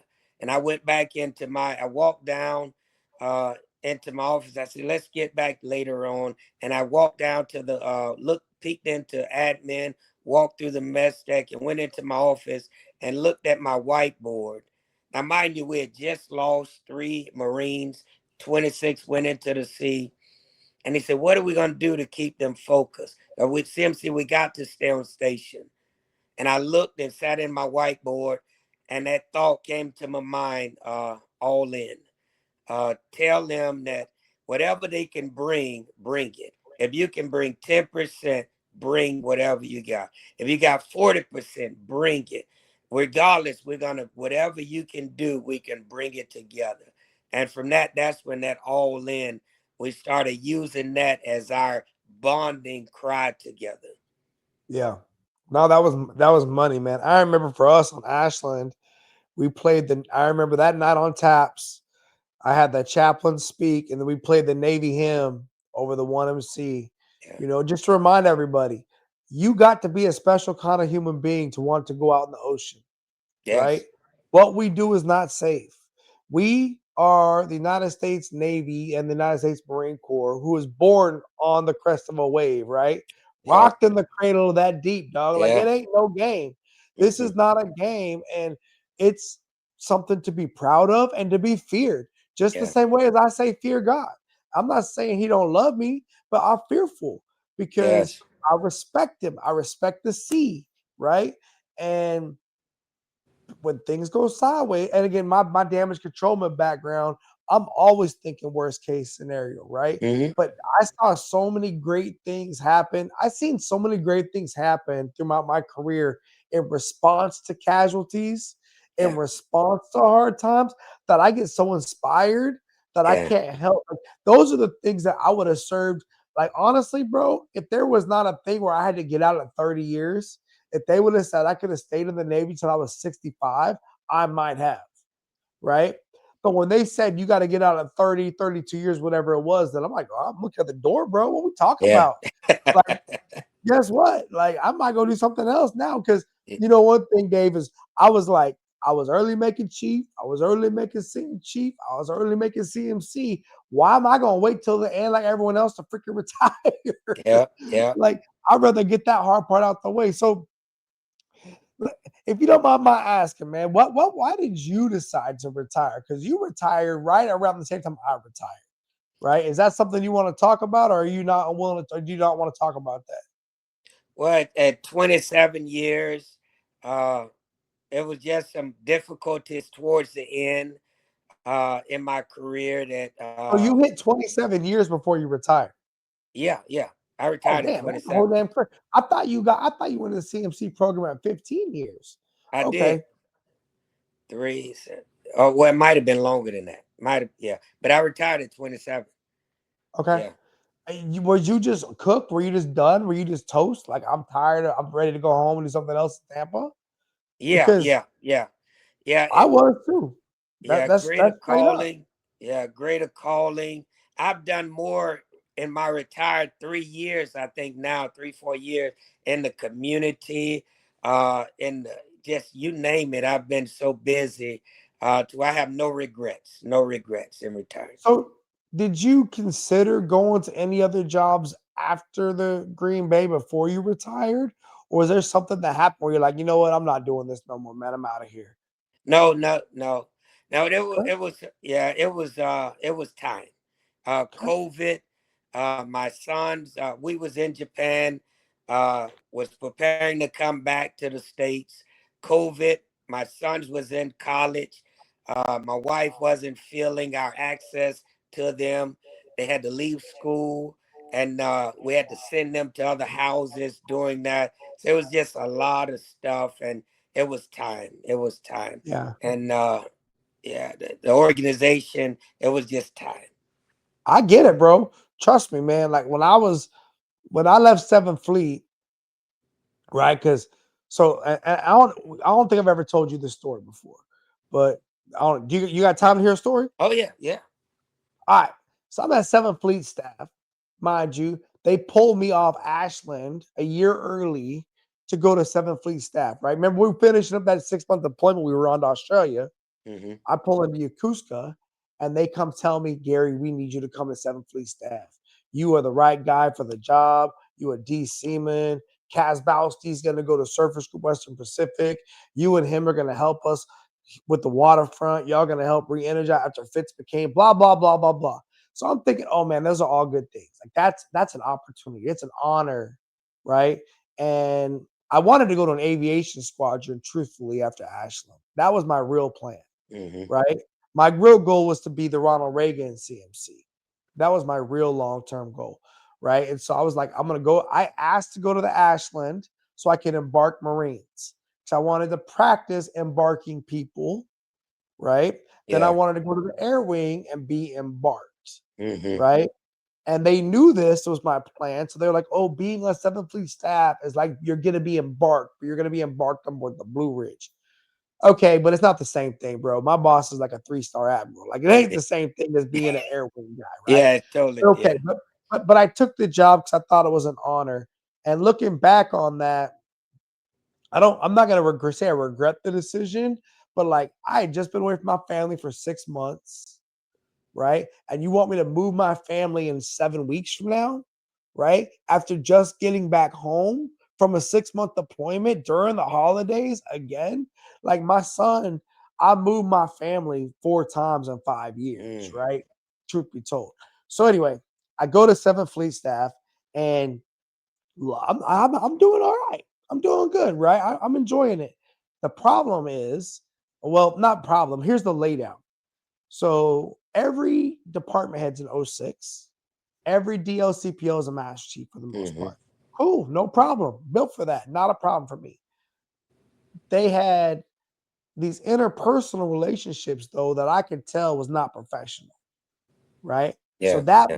that was weird for me because I'm Yeah. like, yo, I come from the Navy, right? Where Yeah. we manage personal relationships. And we had this EA, this E7, who had been Blue Ridge Ships Company, who they then pulled over to 7th Fleet staff, right, as a career counselor. Now, mind you, he was Blue Ridge Ships Company and come to 7th Fleet staff. Now, imagine there wasn't good synergy between the ship's crew and the embarked staff. Yeah. You, Yeah. you know how that go, Yeah. Yeah. right? You know how that go. Yeah. The ship's crew always resents the ones that are getting All embarked the a little time. bit. Yeah. Even though, like with the Marines, I would work it out. We would get along with them, but there was still this piece where they were just Yeah. like, "Y'all in our mess, y'all in our space, Yeah. like y'all in our burthens, blah blah Yeah. blah." But then I have to remind my mess, like, "Yo, they're the mission, bro. Like we're here because of them. They're the mission. Respect Mm-hmm. that, right?" So when they bring this guy over from the ship by name, because he shouldn't have come over there like that. Now, of course, he's still double dipping, messing with the ship's crew and with the staff, whatever it is. Anyway, there's this weird relationship between him and the different people. One day he walks in my office and he's like, "Hey, just so you know, um, I'm in love with the YN1 on the Blue Ridge crew, and we're gonna get married." Now, mind you, there's an instruction by Captain Crozier off of USS Blue Ridge that says no E6s will date any E7 or senior embarked or ship's company. Yeah. Same as every other ship in the Yeah. United Yeah. States Navy, right? Yeah. And this dude was a Blue Ridge chief before he was a 7th Fleet Staff chief. So Yeah. you know the rules times two. And the only reason why you're telling me, you're my command career counselor, only reason you're telling me now is your CMC is because you just got busted by Yeah. junior sailors and Yeah. it's coming out, Yeah. It's right? cleanup time. So check it out. So the CMC for the Blue Ridge comes to my office and he's hot, bro. Hot, hot. He's like, "I'm taking her to mass, Gary. I don't care what you say. He needs to go down too." I'm like, "Look, bro, I get it. 100%. They both wrong, right? I don't care that they're in love. I care that it didn't come out till after they got caught, Yeah. Yeah. right? Yeah. That's my problem. You don't tell us nothing until you get caught.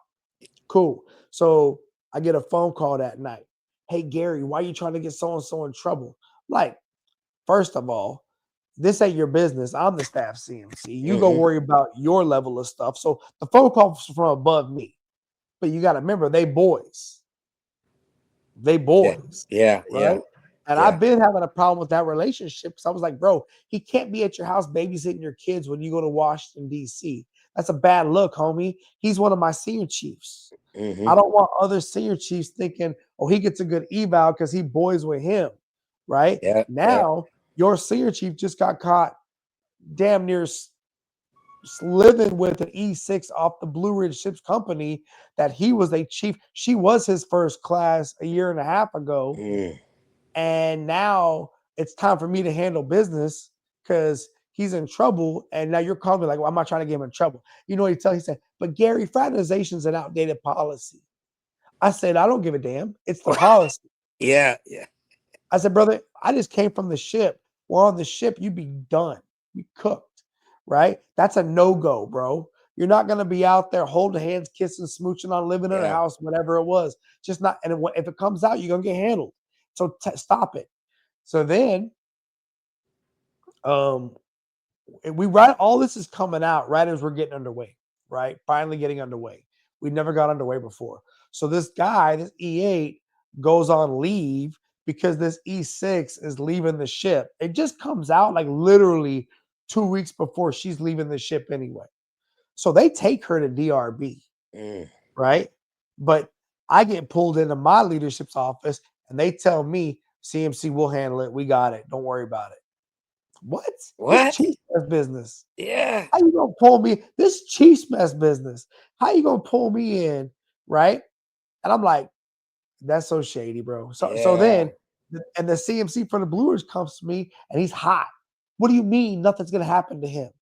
How does that make us look when we're supposed to be a unified mess, Yeah. and you Yeah. got this E8 in your mess doing this with my E6 and blah blah blah? Like, bro, I get it, bro. We're all the way wrong. We're all the Yeah. way wrong. We're jacked up, Yeah. right? And so then um, he goes on leave to take her to travel to her next duty station, right? And him and I are not cool. Like he Mm-hmm. was my command crew counselor, and I was like, bro, don't even look at my face. I don't like you. We're not the same. I'm a Mm-hmm. chief, bro. You a buster, Yeah. right? And that's how I was, man. I was straight Yeah. like that. I'm not gonna pull no punches with you. I don't. I Yeah. don't care who you got to be your buddy, who you Yeah. think loves you, whatever it is. Yeah. They don't got me like that. I'm Right. gonna call you a punk every day, right? And until you recognize that you was foul, right? Mm-hmm. You were doing wrong, and until you pay your penalty, we not gonna be good. Yeah. And you gonna start crying all the time, like, why am I picking? I ain't picking on you. I'm just keeping it real with you, homie, Yeah. right? And so anyway, uh, we get underway, and we get to somewhere, and old boy comes back, and now she's gone, right? And he comes to my office one day because he's playing his command, whatever role, career counselor role. I'm like, look, go talk to old boy that's your friend. I got Mm. a staff career counselor. I'll use that person. I don't need you. You Mm-hmm. could go be the 7th Fleet career counselor, whatever you want to be. You're a punk. I don't need you. You Yeah. go, I'll take care of this. I'll take the collateral duty career counselor all day. I don't like NCs anyway. That's why I told him, I said, I Yeah. don't like NCs anyway. Yeah. Y'all suck at the rate. I was so pissed. And so then I get called in by the chief of staff. And he's like, Master Chief, you need to just leave this guy alone. I'm telling you right now. He's going to try to put a case on you and you need to leave him alone. I said, sir, it's only like this because y'all didn't let me handle my business. Yeah. Because y'all pull favors and his buddy's not underway with us. He don't go to C. I go to C. Right? Mm-hmm. So now your boy who takes care of you not here. And Yeah. everybody in the mess, we know you. And don't Yeah. nobody, I'm not, get me down to the mess with you. I'm going to light your ass up in the mess. I don't care. I'm a chief, bro. Yeah. And Yeah. so anyway, they tell me, Master, leave him alone. I'm like, sir, I got no problem not working with that dude. I will use the staff career counselor, no problem. I said, that being said, I'm not going to have some officer tell me how to manage myself, my chief's mess. That's just Yeah. not a thing because this guy's being a little punk, right? Yeah. Crime. Anyway, as we're pulling into Korea, so we hit a Liberty Port, first Liberty Port, whatever, going to the next Liberty Port. My wife gets sick, right? My wife, Erica, gets sick. And so she calls me and she says, Gary, I'm sick and my white blood cells are like crazy, like not good. And they had sent her home from the Navy hospital and said, oh, you're just really sick. You'll feel better soon. Well, my boy, his wife was a nurse. She looked at my wife's labs. She's like, no, Erica, you got to go back. There's something really wrong with you. Right. They were thinking like leukemia, cancer, because of Mm-hmm. how bad her white blood cells were. Right. So I have that day where the chief of staff is like, Master Chief, just don't talk to this guy anymore. Just stay away from him. You don't need these problems. So then that same afternoon, I come to him like, sir, my wife is sick. I don't know what it is. Her blood work is really bad. We're about to pull into South Korea. So I would like to go on leave. I would like to go home and see what's going on with my wife. Mm-hmm. And best case scenario, I'll meet y'all in Sasebo 2 weeks from now. Worst case scenario, if it's bad, at least I'm with my wife and we Yeah. figure it out from there, right? And he's like, that sounds like a good plan, Master Chief. I support that. You didn't take care of your family. Okay. And you know what's funny is, so I'm gonna fly to Yokosuka the next morning. My chief of staff comes to the ship that night, like 11 o'clock at night. He's been drinking. I'm in my office with a sailor, 11 o'clock at night. Right. And he's like, CMC, ain't you leaving at 5 o'clock in the morning? I said, yes, sir. What are you doing? I'm like, taking care of sailors, sir. Like, Mm-hmm. I'm taking care of sailors. Yeah. I'm gonna be working in the office because we got offices back in Yoko. I got my cell phone getting all my email. Like, I'm not working, Mm-hmm. right? But I gotta take care of my family.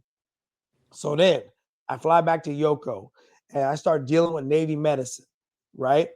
And trying to get answers. Like literally, we're in the doctor's office and the doctor's looking at my wife's x-rays and he tells the x-ray technician over the phone in front of my wife and I, he says, didn't you say there's nothing in the x-ray? And you hear the x-ray tech say, no, I said there's a mass inside her body. We can hear that on the phone, right? And so I was like, you know what, sir? I don't know who you are, but you're not the guy no more. You're not Yeah. the guy. My wife Yeah. is here listening to this x-ray tech say on the phone she got a mass inside of her body, and you're over here trying to tell us there's no problem, Yeah. right? What are we No. talking about, dude? Yeah. Right? And so thankfully, my boss gets involved, the 3-star, and he communicates over, is like, hey, y'all please take care of my CMC and his family. Let me know if there's anything I can do. The same day, they find the mass on my wife's body. That same day as that conversation, right? I get a phone call that night that my Mm-hmm. mom dies, Mm. right? I just talked to my mom like 2 days before that, right? Because she's worried Yeah. about my wife. She's worried Yeah. about Erica. She's worried about everything that's going on, right?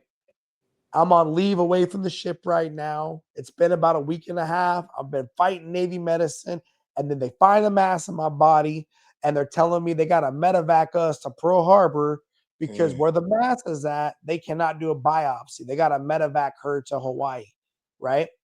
I'm like, okay, I'll figure. And then I get the phone call. My mom just dies, just out of nowhere, Dave. Wow. So I call the ship. Call the ship. They're underway. I called the ship like, hey, my mom just died. Amcross is coming in. They're like, Master, what do you want to do? I was like, look, I am gonna fly out on Friday, get home, bury my mom, be back on Monday because my wife is not good and she needs me to advocate for her to get this medevac thing figured out because we got to get this mask figured out and she's freaking out, right? Like she Yeah. freaking out. And they're like, we got it. And my boy, the YNs and all, they took care of all the travel arrangements, Mhm. got me. So I fly to Utah. I bury my mom, help my dad bury his bride, right? His wife Mm. of all these years, like 50 years. And I'm going back to Japan to deal with my wife who might have cancer, right? And she got a mass inside of her body. The night I get back from Utah, I get a phone call from my chief of staff and he says, hey, Master Chief, can you give me a call? I call him. Boom. What's up, sir? He's like, Master Chief, I don't think it's a good idea you come back to 7th Fleet staff. I said, what? What? What do you mean, sir? Like, if my wife has cancer, yeah, I already talked to my detail. I already talked to Izzy, right? Mhm. Izzy had already said that if she had cancer, they were going to move us to Mayport. I was going to go to Surface Group Mayport on staff there to take care of my family while she got right. I Yeah. said, but if my wife doesn't have cancer, sir, I need to bring her home from this hospital visit and let her heal. My wife, who was an ombudsman on USS Ogden, who was a command support team spouse on Yes. USS Ashland, Yes. command support team spouse for US. Yes. She was an ombudsman on USS George Washington. She was Yes. FRG member USS George Washington. Like, here's this military spouse who Gave needs themselves. us to love on her. Yeah. And I just got back in Japan from burying my mom. And the first thing you want me to do is call me to tell you that you don't think I should come back to 7th Fleet staff. What? What are you talking That about? couldn't Right. wait. That couldn't. So then I call up the other guy. Right. And I'm like, hey, because you know us at that staff job, there's 2 master chiefs. Yeah. Yeah. Right. I call up the other guy. I'm like, hey, bro, ain't no way in hell they would have ever made this call without your okay. Yeah. Yeah. Right? No way in God's green earth. Yeah. Because I said, this is because of your boy, and Wow. y'all trying to get me up out of there because your boy is a punk, and y'all know that I'm not gonna let that lie. Y'all dirty. Well, I said, Yeah. at what point is it a good idea for the United States Navy to bet on my wife having cancer, bro? Because if she Wow. don't have cancer, this goes nowhere. Yeah. This I've only been here for 15 months of a 36-month tour. You Yeah. just moved me here 15 months ago when you moved me from my last command at 24 months because I was by name picked by yada yada yada. Yeah. Yeah. And now you're gonna use my wife's medical condition as a way to Wow. move me because y'all are being dirty, right? Gary, you just need to, you're being emotional. Your mom just died. You need to take care of Erica. Like, so what are you telling me? I'm not fit to be a CMC right now? Is Yeah. that what Yeah. you're saying? Me, bro, now mind you, yeah, my mom just died. Yeah. My Right. wife didn't cry, bro, until that night. That was the Yeah. first time Erica cried because she Yeah. felt like her medical condition was affecting my military career, Yeah. right? Oh gosh. And I was just like, I wanted so bad, bro, to drive over to his house and just go to work, right? Yeah. Because how dare you do this to my No. family, right? Yes. So then check this out. So I'm like, look, we're gonna go to this medevac. We're going to Pearl Harbor. And if she got cancer, I'll go from there. But if she Hmm. ain't got cancer, I don't know. I don't know how this works because I don't see how y'all can do what you're doing to me, right? Yeah. And he's just like, take care of your family, Gary. Blah blah blah. Cool. So we get to Hawaii, and I hit up Jim. Right, Jim Honey at the time was Hmm. my ISIC. Hmm. He was my ISIC. This is how God helps me, right? Because everybody was like, how did Gary get Guam? How did Gary get Guam? Gary, I worked it because I had to, Yeah. right? Yeah. Because so I get to Hawaii and I'm networking with Jim. And me and Jim, I've known Jim since he was BMCM Honey, Hmm. Hmm. right? In San Diego. I knew him when he was CMC of the New Orleans. Like Hmm. we go back, right? So all you other dudes knew him when you came to CMC. He knew me when I was DCC, Yeah. right? So I'm talking with him, and he know what's going on Hmm. because again, he's the next level up, CMC. Absolutely. They talk. So Yeah. so if a CMC going through something, you know he knows, Oh yeah. Yeah. right? And so I'm like, bro, we just landed in Pearl Harbor. Erica's gonna get her biopsy done, blah, blah, blah. He's like, Gary, just keep me posted, man. Whatever you need, I got you. All right, cool. And I'll never forget, um, it's the night before we get the biopsy results, right? And I emailed the people on the ship again. And I said, hey, sir, it's Master Chief. Mind you, I still been working on my cell phone the whole time, taking Hmm. care of sailors from my cell phone the whole time, still running my chief's mess the whole time from my cell phone. Yeah, there's a Master Chief filling my seat, but him and I are talking about everything, Yeah. Yeah. right? At least I think we're talking about everything, right? Well, I don't know what I don't know. Well, I hit that guy up and I say, hey, sir, tomorrow's the day we get the biopsy results. Mind you, bro, my wife's surgery was so invasive. They had to remove parts of her body. I'm having to pick her up and put her on the bathroom. I'm having to carry my wife to the shower. I'm having Wow. to take care of my two sons. And luckily, my biological mother flew to Hawaii to help me care for my two sons while I'm caring for my wife. Yeah. Right. Yeah. And I bring that up because this happens when I talked to the guy on the phone that night. I said, sir, we get the biopsy results tomorrow. If my wife is benign, if it's not cancer, Mm. I would just like to get my family back to Japan and then I'll fly out and meet the ship as soon as possible. Right? He's like, nope, Master Chief, you're not coming back to 7th Fleet staff. I've told you that before. Enjoy your vacation with your wife and your family. What? Yeah, that part. I was like, what? He's like, I know about your mother being there and you guys are out doing things, whatever it is.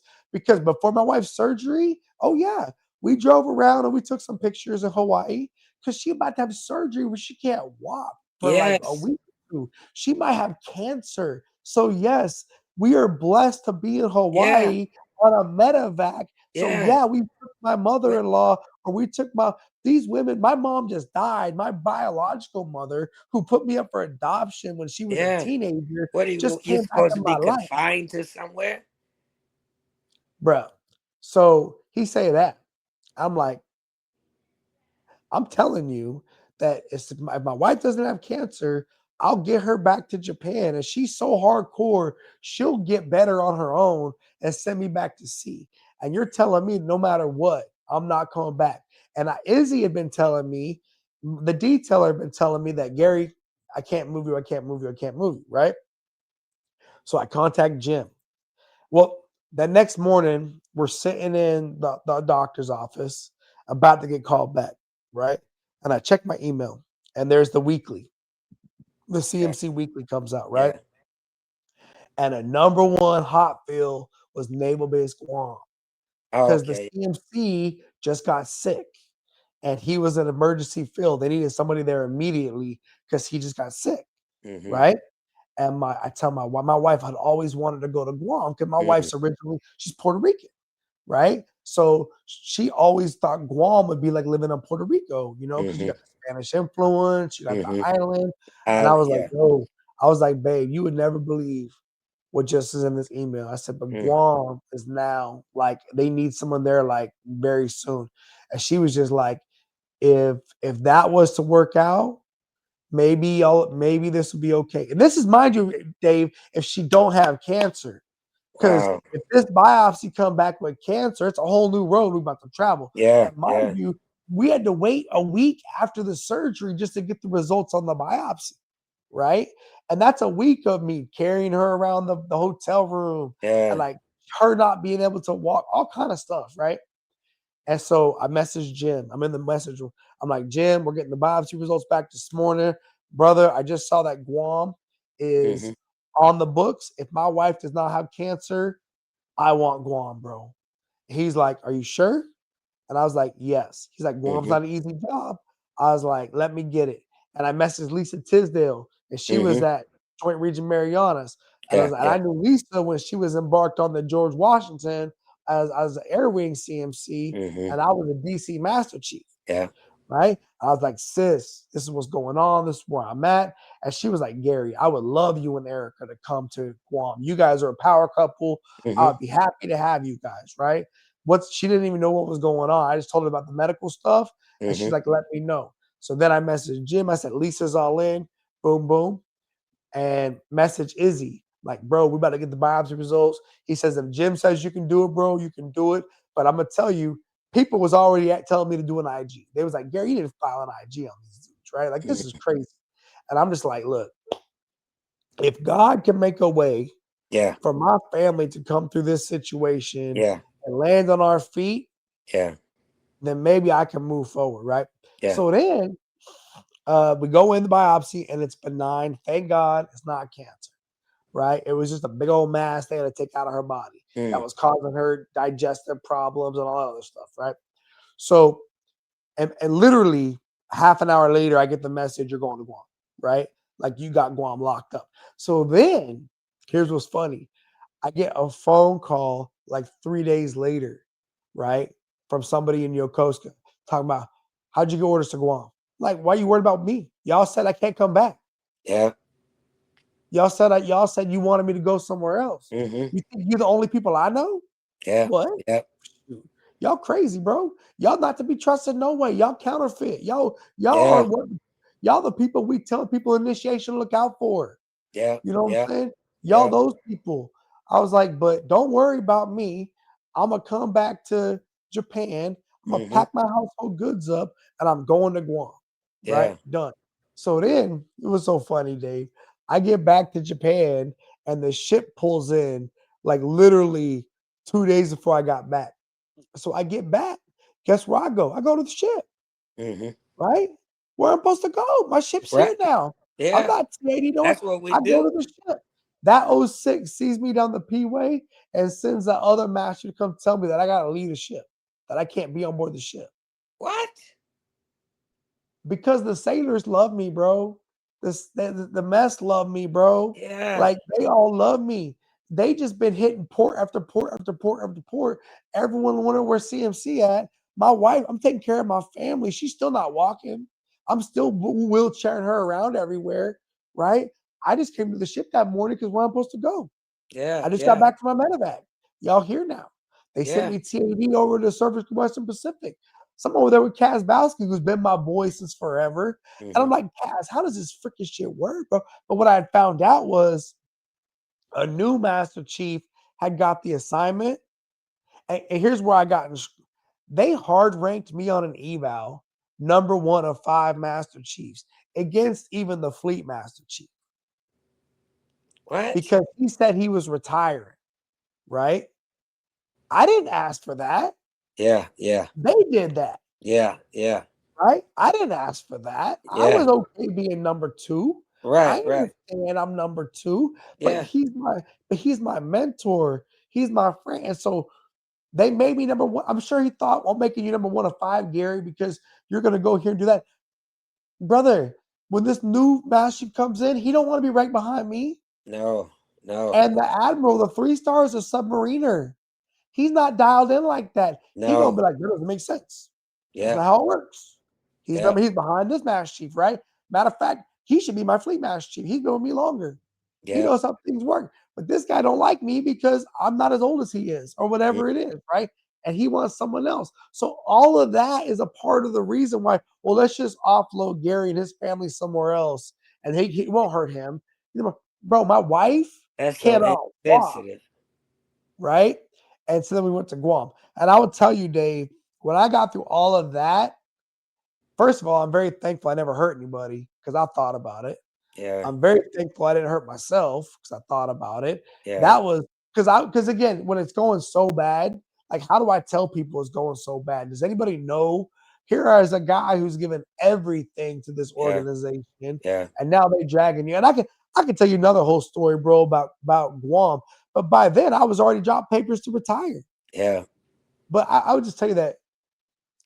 And so for me, when I look at certain things about our Navy and certain things, especially when it comes to the CMC community and how they get treated, it blows my mind, man. It Yeah. blows my mind. Yeah. And if they think they're gonna keep talent that Nah. is the best, No. you're No. gonna keep losing them. And you let too many other Master Chiefs get another Master Chiefs business. Yep. That's one thing. Yep. And then you let these selection board look. We can't even hold our own damn senior chief master selection boards anymore, No right? trust. Mm-hmm. And then the flag selection process is like you making people take jobs they don't even want, Yep. right? And then you got people that want them and they don't even get And considered because somebody in Norfolk says they're not good for the job, but they yep. don't even know that person, Yep. right? And then my last soapbox speech before I stop my diatribe because we're not in no more, right? But it's the pay is horrible, Oh, yeah. Totally horrible for horrible, what you have to go through, the horrible. sacrifices. Look at what you've done as a civilian, right? Yeah. Just since you retired, plus your worth in the marketplace, right? And the United States Armed Forces is just getting over on the senior Yes. enlisted leaders, right? Army, Navy, Air Force, Marine, I don't care, right? Yes. At a minimum, we should get that damn $100,000 sign-on bonus. If you step Yes. into that leadership role, right? That I'm gonna be at the level where I'm advising my CEO on how to handle department heads, Yep. right? Because that department head don't think you're nobody when you don't get paid nothing. No. Yeah. Because they're Yeah. looking at the value of money too. Yeah. Well, And here's they the know thing. it. It's not they're still looking at the program because the Navy, we're still babies when it comes to this stuff. Because the command master chief was not a rate, it was a position. Mm-hmm. Right? The sergeant major is a position, right? It became a community, right? The first sergeant was the thing, right? The first because you're the first sergeant. We Mm-hmm. never had the first chief, right? No. That was never a thing. But officers still think the command master chief is just a position you fill. No, no. If I cannot be a CMC anymore, I can't be nothing. Nothing. That's it. Nothing. There's no takebacks, right? No. I No. can't go be a DC man again No. because I've given up my community when I got into the program, Yeah. right? So I remember I was under investigation one time when I was in Guam, right? This investigation went on 11 months, by the way. 11 months, Dave. I lived under an investigation. 11 Mm-hmm. months. The guy interviewed me at like month 2. And he tells me after my interview, CMC, there's nothing here. I'm sorry I wasted your time. This Yeah. whole thing is a mess. But the admiral and his staff wanted something to be there, so they kept coming after me for the next period of time. But I stayed in the seat the whole time.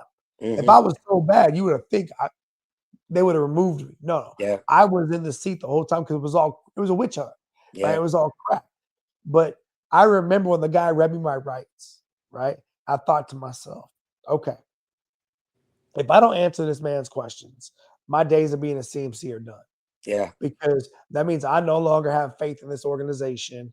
And Yeah. how can they have faith in me if I don't have faith in them? I trust in the process. So I'm going to answer this man's questions honestly, honorably, and accurately. Yeah. And whatever Yeah. happens, happens because I believe in the organization. Yeah. That's what I did, right? My mentor, one of my mentors, was like, Gary, you should have lawyered up. You should have said, I ain't saying Yeah. nothing. Like, but then, bro, what am I doing? It's over. Yeah. And I didn't do nothing wrong. Yeah. This is all false accusation because some Yeah. person trying to get me on something because they don't like my hair color or my eye color or the way my voice sound.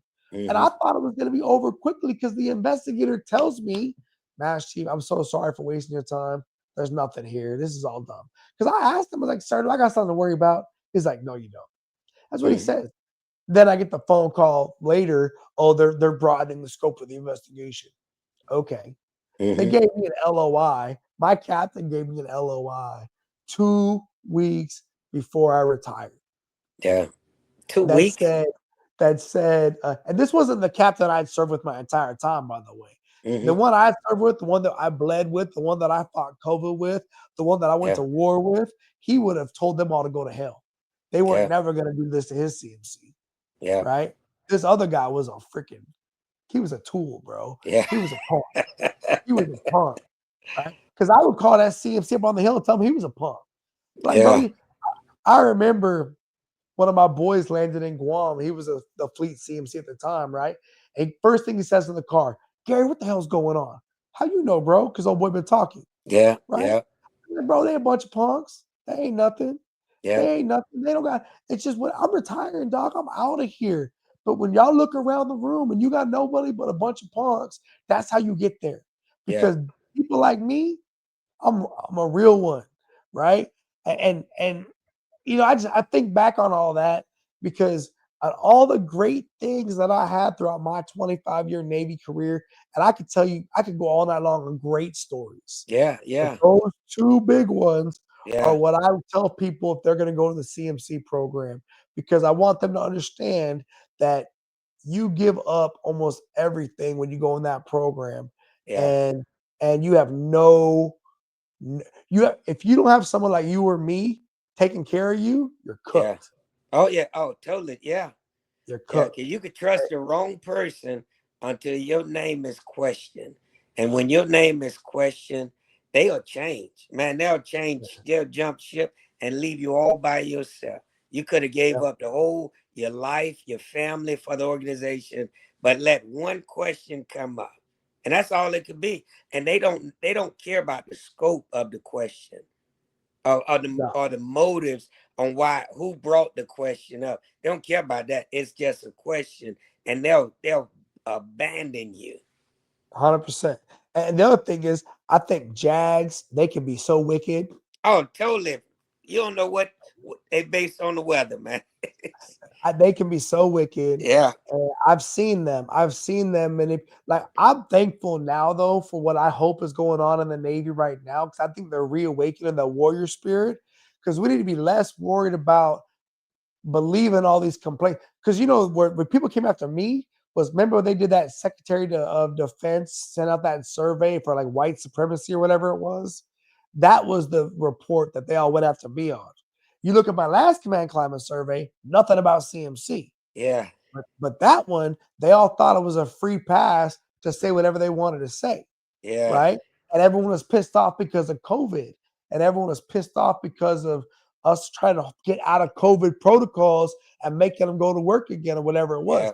And the CO was gone, so the new CO had come in, and it was just but 11 months, bro. Like who? That's a When I lot. was in CMC, if you was investigating a chief, you better get that thing done quickly Quick. because he's Yeah, a problem. I don't want him near the sailors. yeah, And if he's if he's innocent, I want him freaking to know that, and yeah, then we got his back, and then it's all over, yeah. right? And we're gonna support that man or that woman because they put all on the line for this organization for their whole career. And those two things for me when I talk to because I still talk to a lot of people in the Navy, a Mm-hmm. lot of people still hit me up. And even this podcast, bro, it gets out there, Mm-hmm. right? And I tell people, like, look, they're just when I went to this program, I went to Surfland and sat down with every fired CMC on staff. Yeah. And they all said very similar things. Now, some of them had made bad choices with like alcohol or whatever it was, Mm-hmm. but that wasn't me, Yeah, right? yeah, And I just say that because again, I can only have that kind of conversation with so many people, right? yeah, Because yeah, not everybody gets it, right? yeah, What it's like to be in that position and to give yeah, up your rate that you yeah, did for your whole career, and then to only work at the luxury of some officer. That officer can, if they know you, they love you, they got your back, and if they don't, you're done, yeah. right? And if they don't want to, if somebody that's higher than them thinks they have an agenda to make an example of somebody, whatever it is, they'll just throw you under the bus and That's next man up, yeah, next man. Meanwhile, you got yeah. this whole military family that's Your got to whole, live under that pressure, your right? career, all that you've given your family, all that stuff. A All lot that, of bro. pressure. I'm telling you, I remember I called it the Master Chief one time, and I was like, bro, what's stopping me from doing something drastic here on Guam?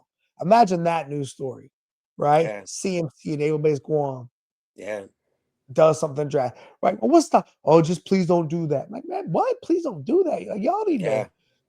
The crazy. pressure. Anyway, I appreciate you listening to that story, bro, because again, I don't tell that one. I think people need to understand. And that one, remember that career counselor? He a Master Chief now. Are you serious? Not lying. He back at a 4-star staff, probably telling sailors how to Oh be, yeah. probably yelling at some sailor Yelling at the DRB, selects, yelling at them about probably telling some integrity. chief how to be at DRB, Yeah, right? yeah, Like still a Yeah, punk, yeah, right? Probably gonna stay in the Navy till 30 years as an NCCM yeah. because whatever. Hiding. But he knows I know he's dirty, and everyone who listens to my voice that knows the story knows he's dirty, Yeah, right? yeah. And you know what's foul is I don't want to care. It's my Hmm. job to care. Yeah, I don't yeah, want to know who you're kissing on. I yeah, don't want yeah, to care what color your hair is. yeah, I don't want to care about your fingernails. yeah. I don't want to care if you're it's my that's what they pay me for. That Absolutely. propay. Yeah. That few $100, that's what they paid you for.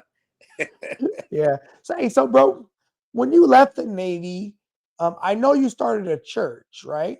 Yeah, yeah. Are you still doing that now? Oh yeah, yeah. We coming up on our 4-year anniversary here in Tampa. Very Yeah, cool, man. yeah. So we've been busy. We do a lot of community stuff. We're planning a job fair. Uh, you name it. We do health fairs, back to school, food festivals, food programs, giving clothes, jacket drives. You name it. We're serving. Wow. Yeah, so we've been Were you busy. already pastoring when you were in the service?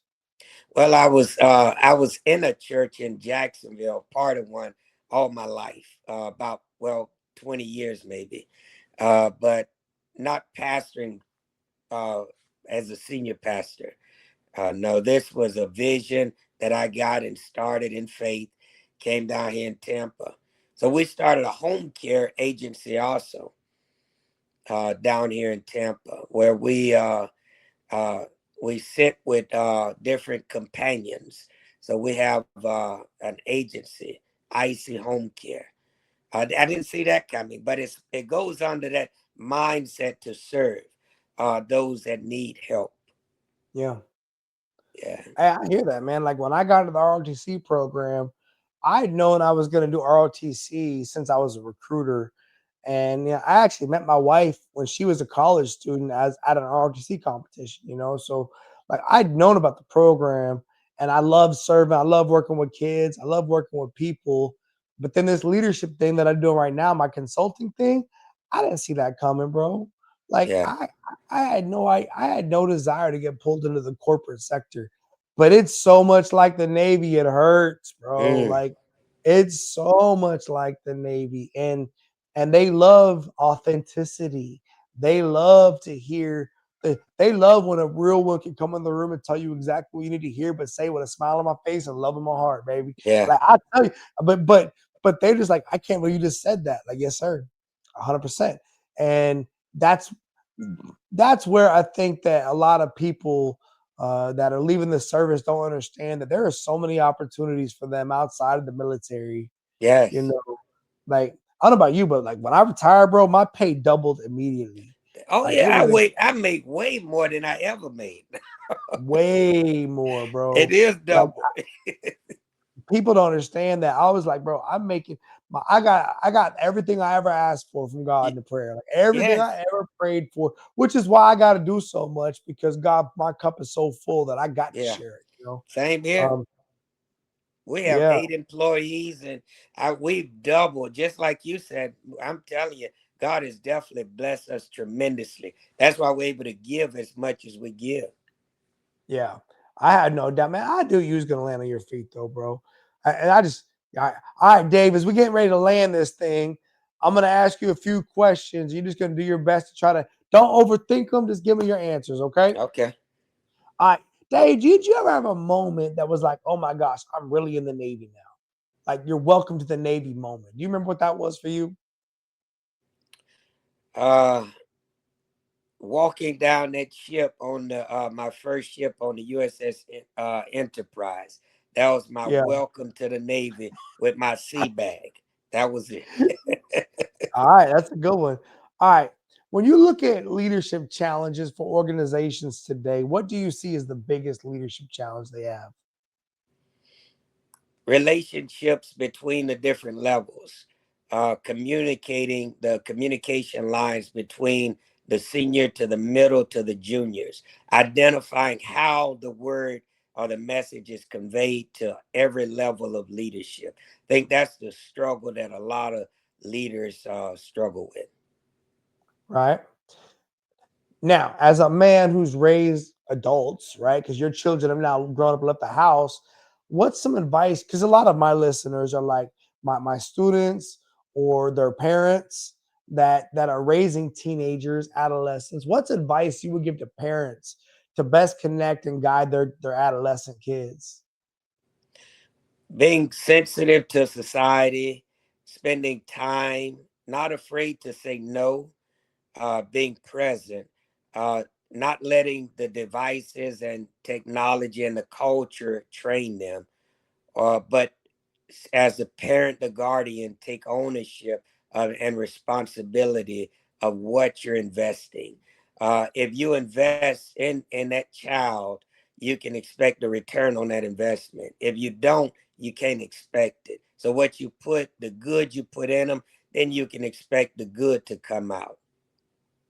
Awesome. That's good, man. Words to live by.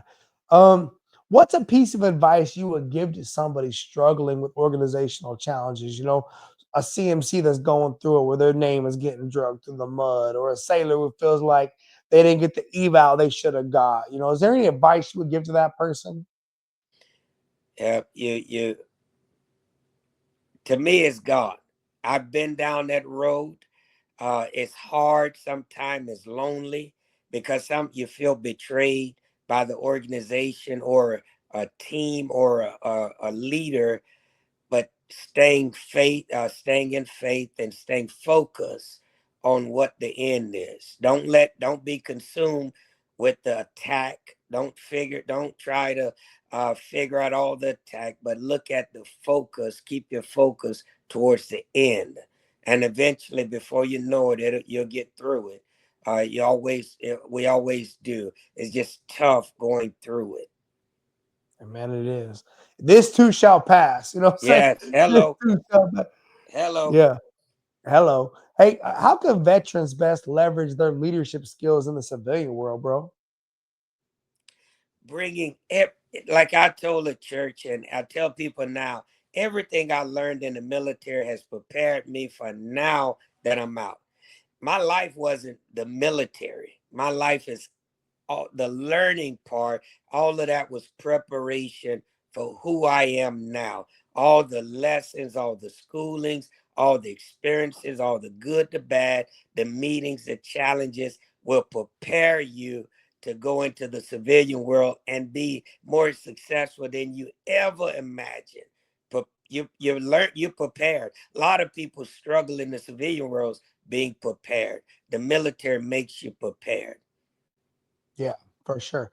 Hey, how do you see the field of leadership development evolving in the future? Do you see it changing? I do, with the artificial intelligence and technology, the sensitivity and being desensitized.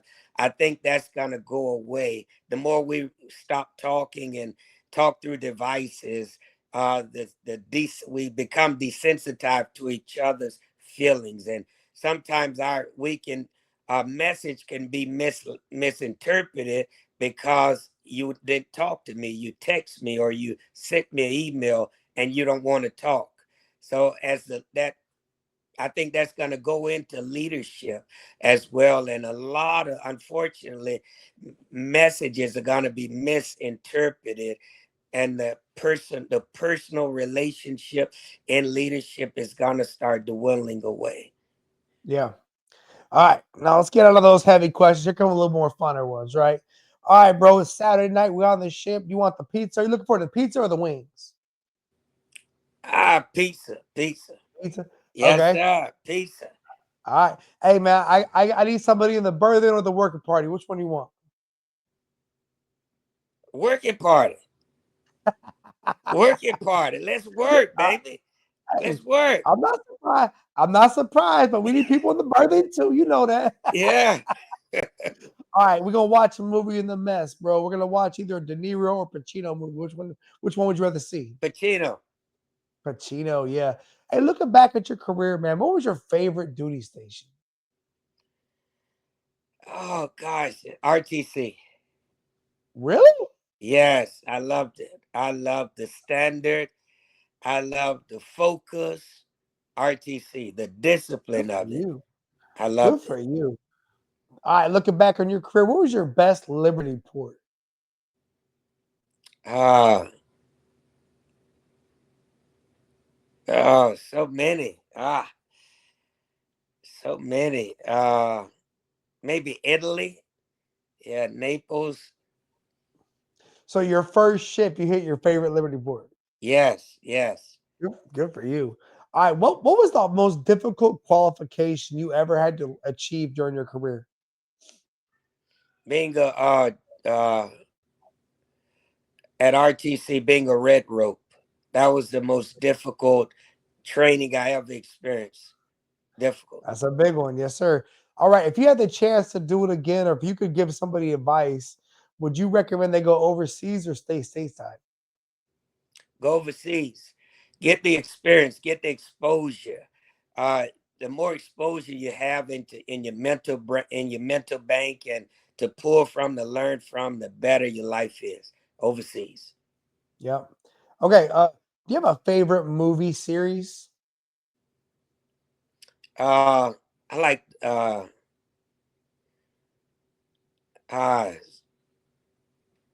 like The Wire.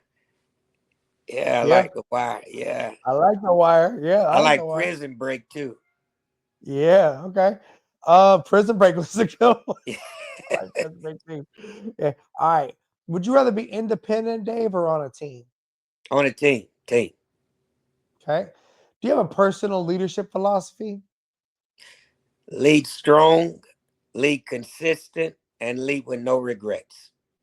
Man, strong, consistent, and no regrets.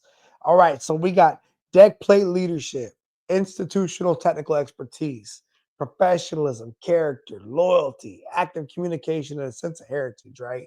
These were our mission vision. These were our guiding principles from the Chiefs mess. Out of those, which one was your favorite? Deck plate leadership. Yeah, baby. Let's go. That's it. Love it. That's it. Hey, I'm with you, man. That was my favorite one too. Deck Deck plate plate leadership. leadership. I'm there. Where you at, I'm there. Yep. All right. Would you rather lead or follow? Lead. All Yeah. day. All Man. day. I'm not running All from day. the responsibility. I carry it. Yep. All right, man. That's it, bro. You have any save rounds or alibis? No, man. Thank you and Erica, man. I'm so glad, man, to see you. I watch you and follow you. You all again a powerful couple and love you all, man. You're consistent, beautiful family. Yeah, love you all, man. Thank you, bro. I appreciate you too. You and Felicia, y'all held it down out there in Sasebo. Y'all was definitely pillars in the community. I'm not surprised. I'm so glad y'all doing well. And I know we'll see each other again. So we're too close not to connect, man. Yes, sir. Definitely. All right. Well, I appreciate you, bro. Everyone listening to the sound of our voice, if you like the words that we said, please hit us up. And Dave, what was the name of your church again down there in Tampa? Inhabitants of Christ Ministries. Our theme Inhabitants. was glorifying God from the neighborhoods to the nations. Yeah. Hey, Dave, make sure you shoot me an email with that stuff, with the information on there so I can put it in the video stuff, man. All right. All right. All right, everybody. Thank y'all for listening to us. I hope y'all enjoyed the conversation. Homie, I love you, man. Thanks, Dave. Love you too, brother. Be blessed now. And I know I was born for this. I know I was born for this. Don't care for the critics, my words are like physics, a force that they can't stop. They just don't get it, I think they forget I'm not done till I'm on top. I know I was born for this. I know